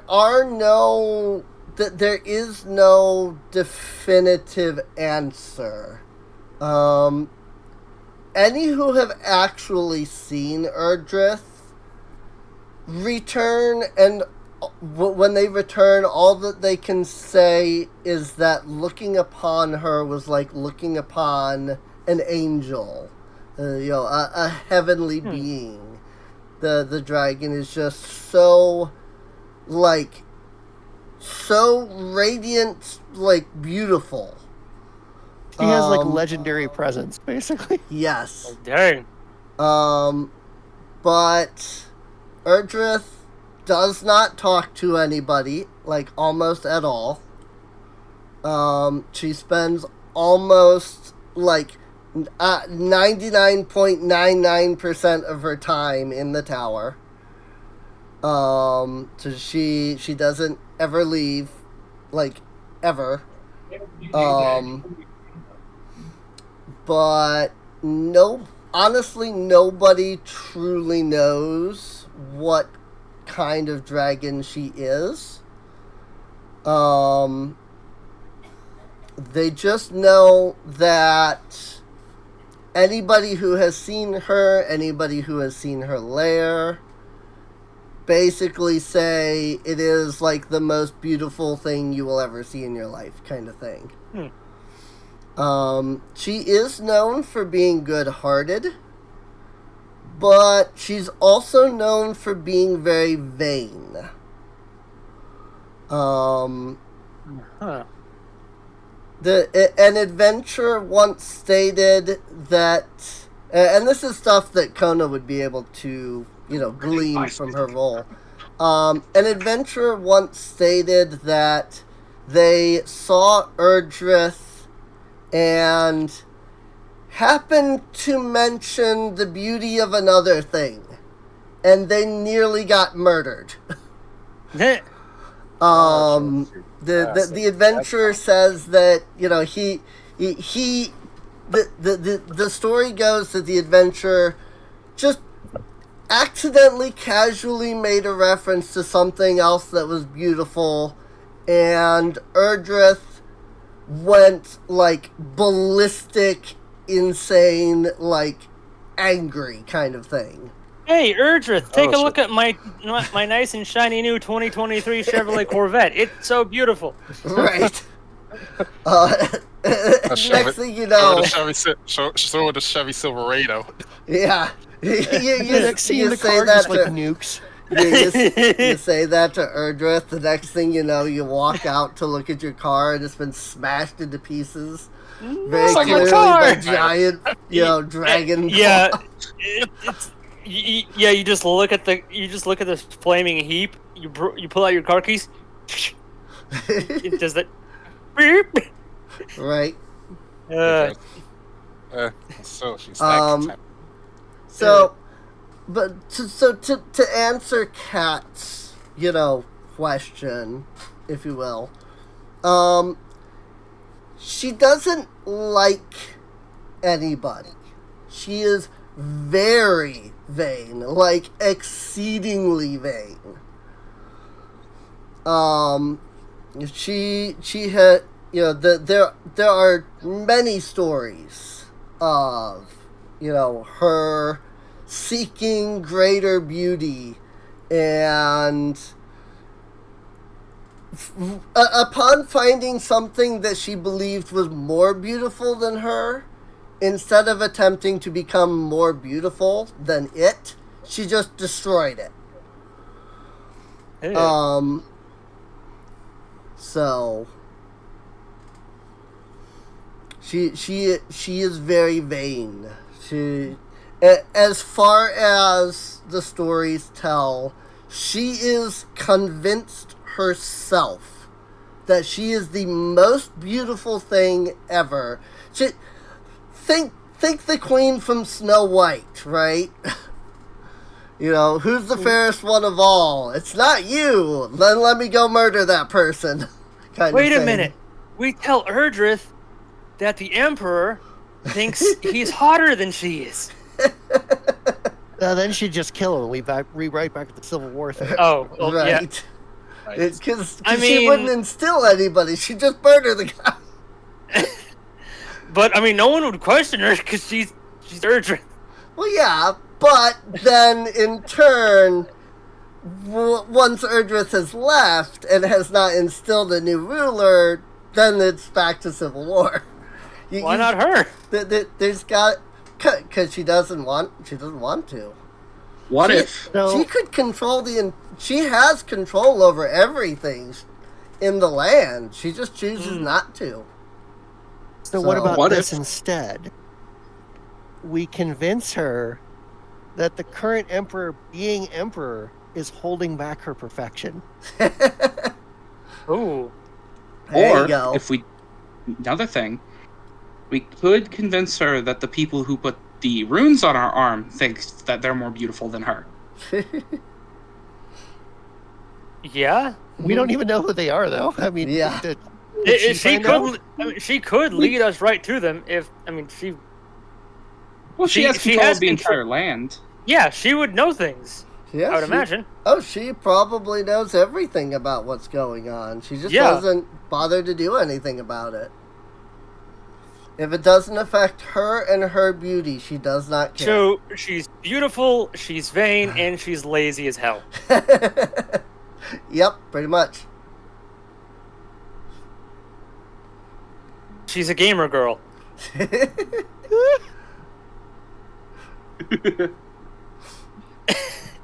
She's literally a VTuber.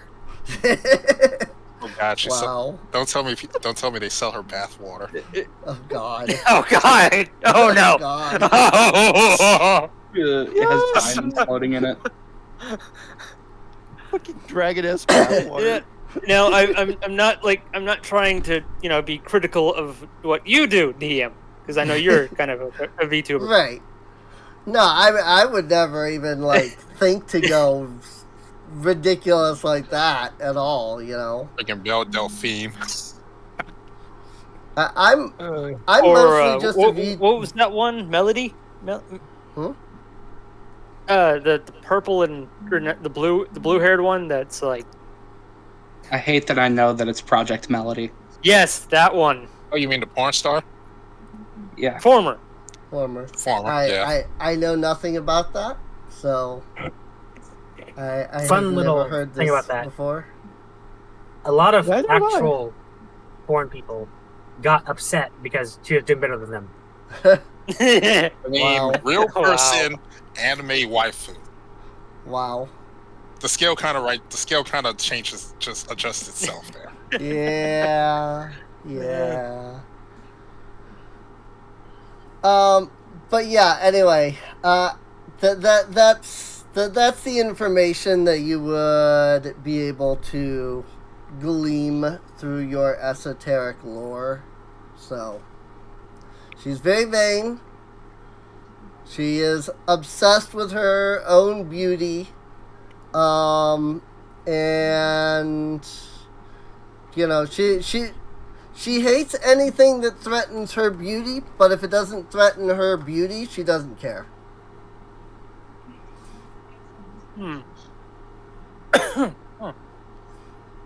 I wish we could put these fucking runes on her.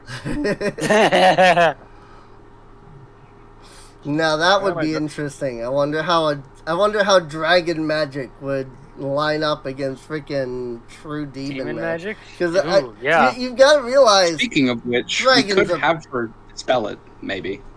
Yeah, because dragons if she's are freaking powerful enough, primal elemental. So. Well, Yeah, I doubt some you of want me which to. rival the power of gods. Well, I doubt you want me working my fluffy charm on her. Oh God. Imagine if Don attempted and just like accidentally says the wrong thing and just gets eaten. Well, in that case, I would not be using Foundry to roll that. Yeah. I do not trust Foundry at this point. I'm rolling for everything else, but for actual important stuff, I am not trusting Foundry. Oh boy. Personally, I don't think we're going to be able to butter her asshole well enough to get her to do anything for us except tricking her.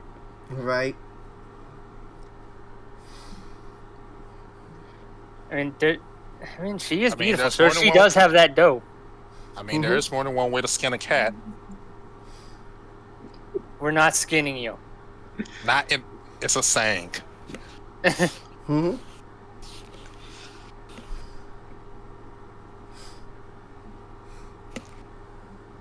Cats do not look good hairless. Yes, I've seen a Sphinx before. I actually used to have one.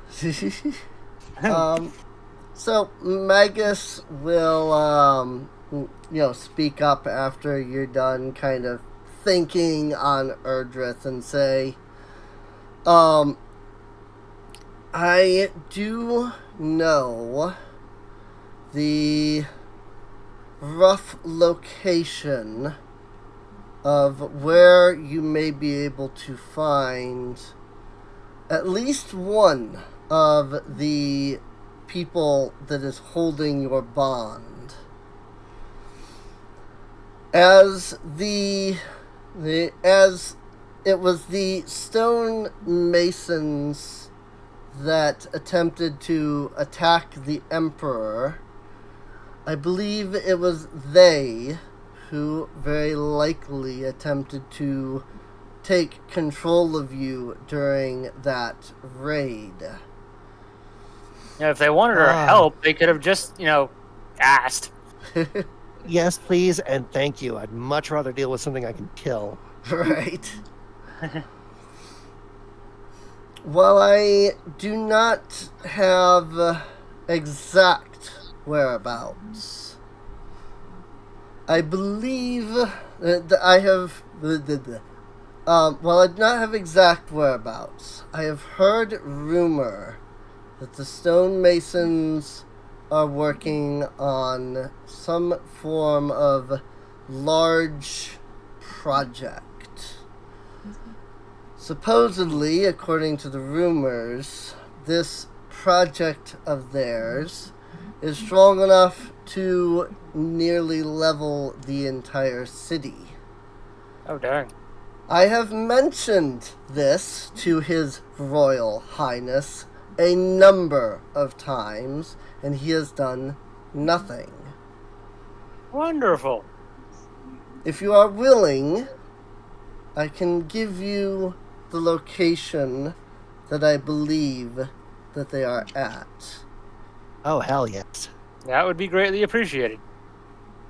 I second that. That would be greatly appreciated. Very well. You may not enjoy this, but it is said that they have constructed some form of base within the sewers of the city. Mm-hmm. Ew. That is, unfortunately, all I know. I have a can lead question. you, Joke, but it's too easy. I can lead you to the entrance of the sewers if you wish. But beyond that, I cannot help you. As counsel to the Emperor, not only must I be here, but should something go wrong on your end, it would be unfortunate if I were to fall under any blame. At least as That's long as I understandable. am in power, I may have some hope of convincing His Majesty of the dangers that are coming, especially after this attack.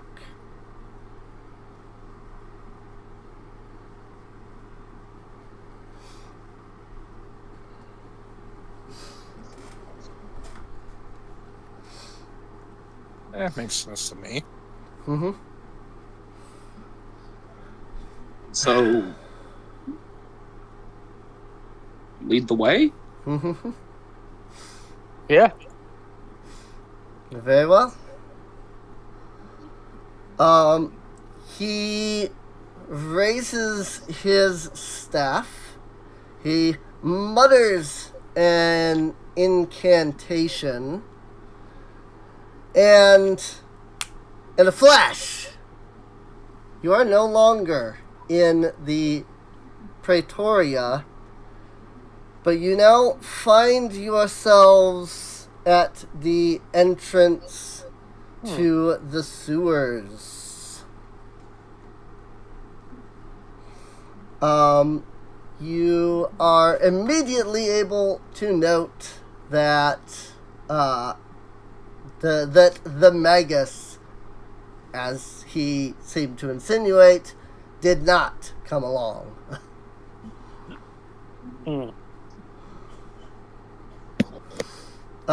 Before You call it there.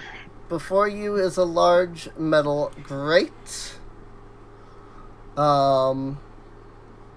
That serves as sort of the main entrance gate, not grate. Large metal gate that kind of serves as the entrance into the sewers. The sewers themselves, you can tell that the sewer water is about a foot deep.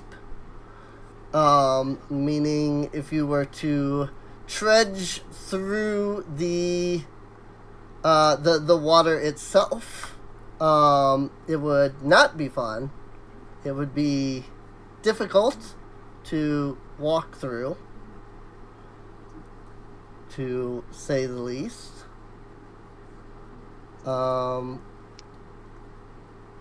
Let me just go ahead and bring you on over to the sewers map. And I am assuming that this is probably where we'll want to break, is as you're entering the sewers. Yeah, seems like a good breaking point. So, that said, once it loads up for everybody, because it might take it a moment just because it is a big map. It is a big map. It is a big map. Ooh. I don't know where it's going to drop you, but Why is the entire map revealed? That's a good question. Why is the entire map revealed? It should definitely not be. That's weird.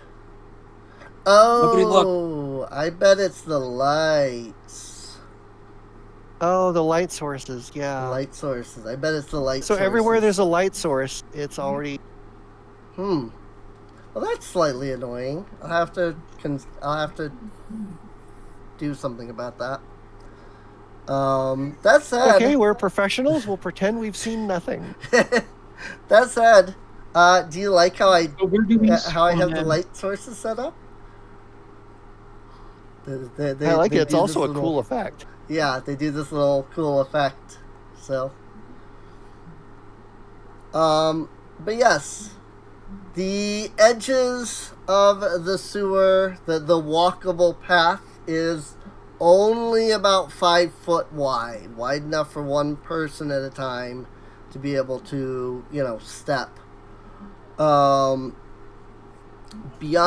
that, there is about 10 foot of, sewer water. That is, again, this is why in Discord I said, apparently Foundry can't do difficult terrain. Because if I drag Kona like this, that does not count as difficult terrain at all, annoyingly enough.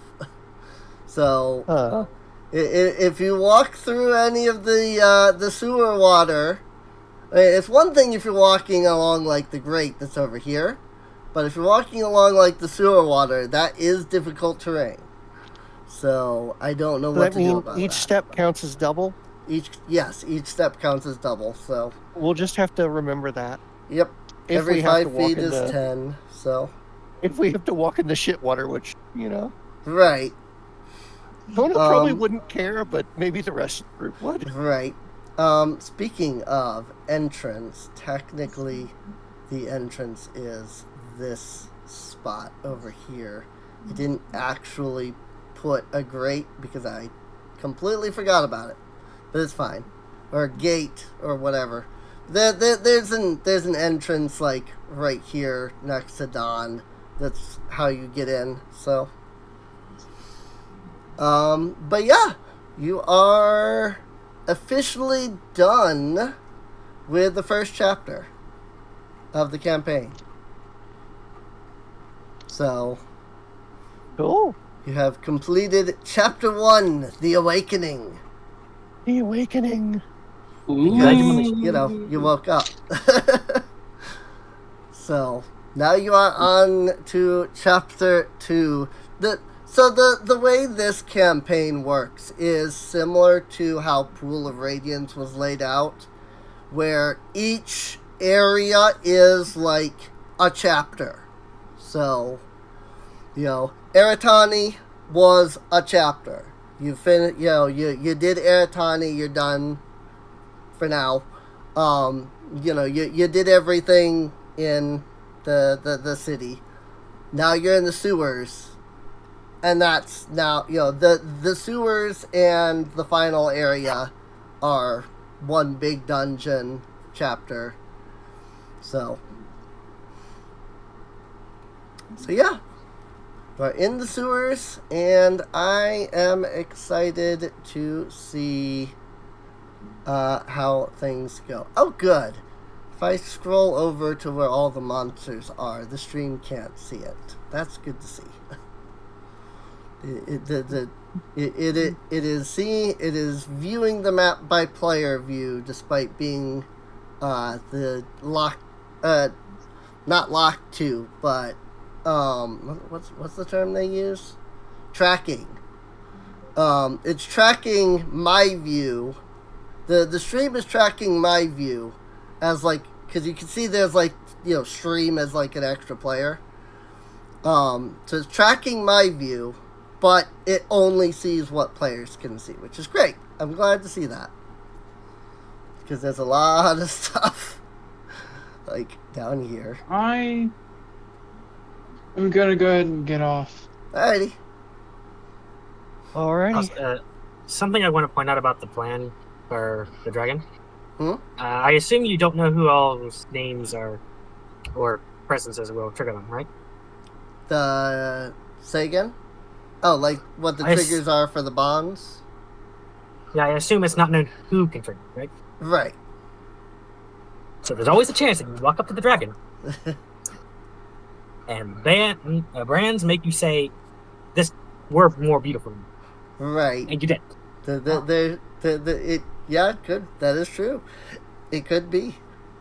There could be bad things for when you meet the dragon, but we'll see. We'll see. It depends on if you ever actually meet the dragon or not. So, obviously I'm not in the game, but I suggest waiting for the DC to lower a bit. Just a little. Might be Just a good idea. So, you really don't want to piss off what might be an ancient dragon? Right. Generally not good for your health. Gonna go to bed.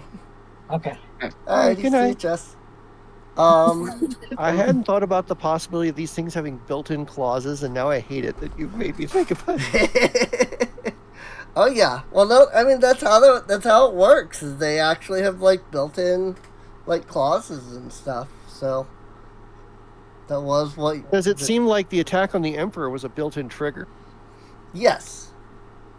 Because when you attacked the attack on the Emperor began the moment he began to speak. So it is very possible that the trigger was the Emperor's voice, and I will tell you that it is.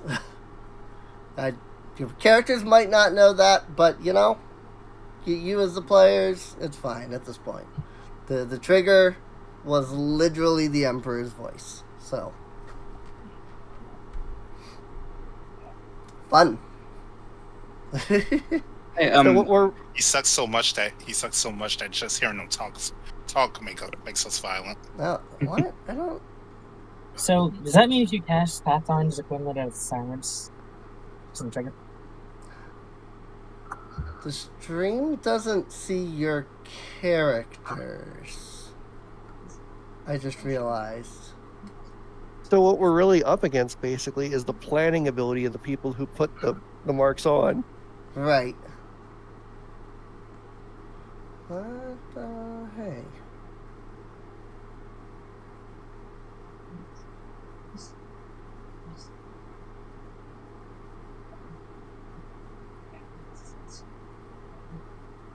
Literally, the stream cannot actually see your characters, and I don't know why.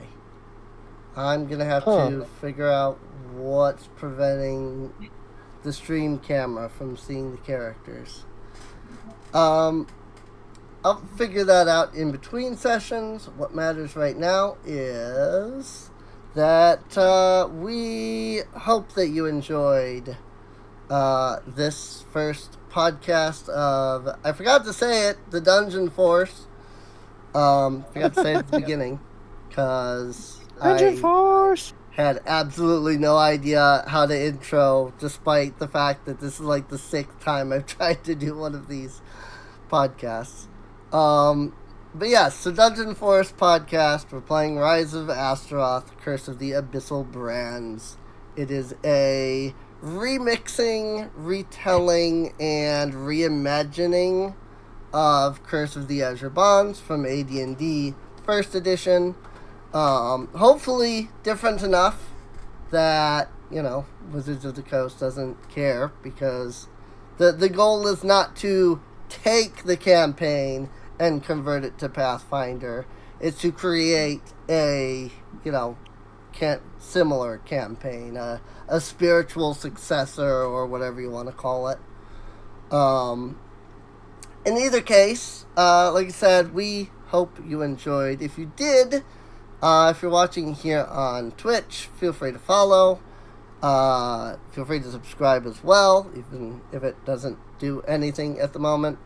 But if you're watching on YouTube, feel free to subscribe. Check the video, or not video description, but check the playlist for future episodes of the podcast. This is obviously the only one at the moment, on day of release, but you can... Hey, Sigward has deigned to follow. And slap the like button. What's that? Hey, yo, it was me. It was me. Right. But yeah. Don't forget to slap that like button. Slap the like button. There is a link to both Patreon and Discord. Not the D&D Discord, because that's our own Discord server, but most of us are in my just personal Serene Entertainment Studios Discord server. And so you can come on out, hang out with us, chat, all that, possibly even support the channel through any of the means, because there's like Discord's subsystem now, and then there's Patreon, and then there's Twitch and whatnot. So, but these are streamed live, twitch.tv/Serene Inc. Feel free to come out Sundays at 8 p.m. Eastern Time, and see us play these live.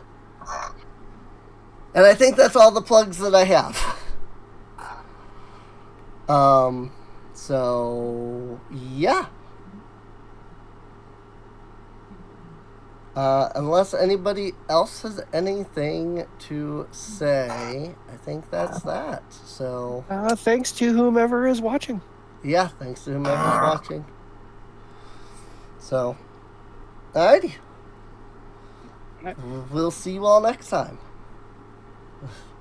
See you Next later. time on Dragon Ball Z. Next time, the sewers. Oh boy. You know, I did so much work on these sewers that I was like, I have to like really be sure that I've got enough of this done before the players, before session, so that I'm sure that I have no, like I'm not cutting things early. We didn't even get to the sewers today. It's fine. It's fine.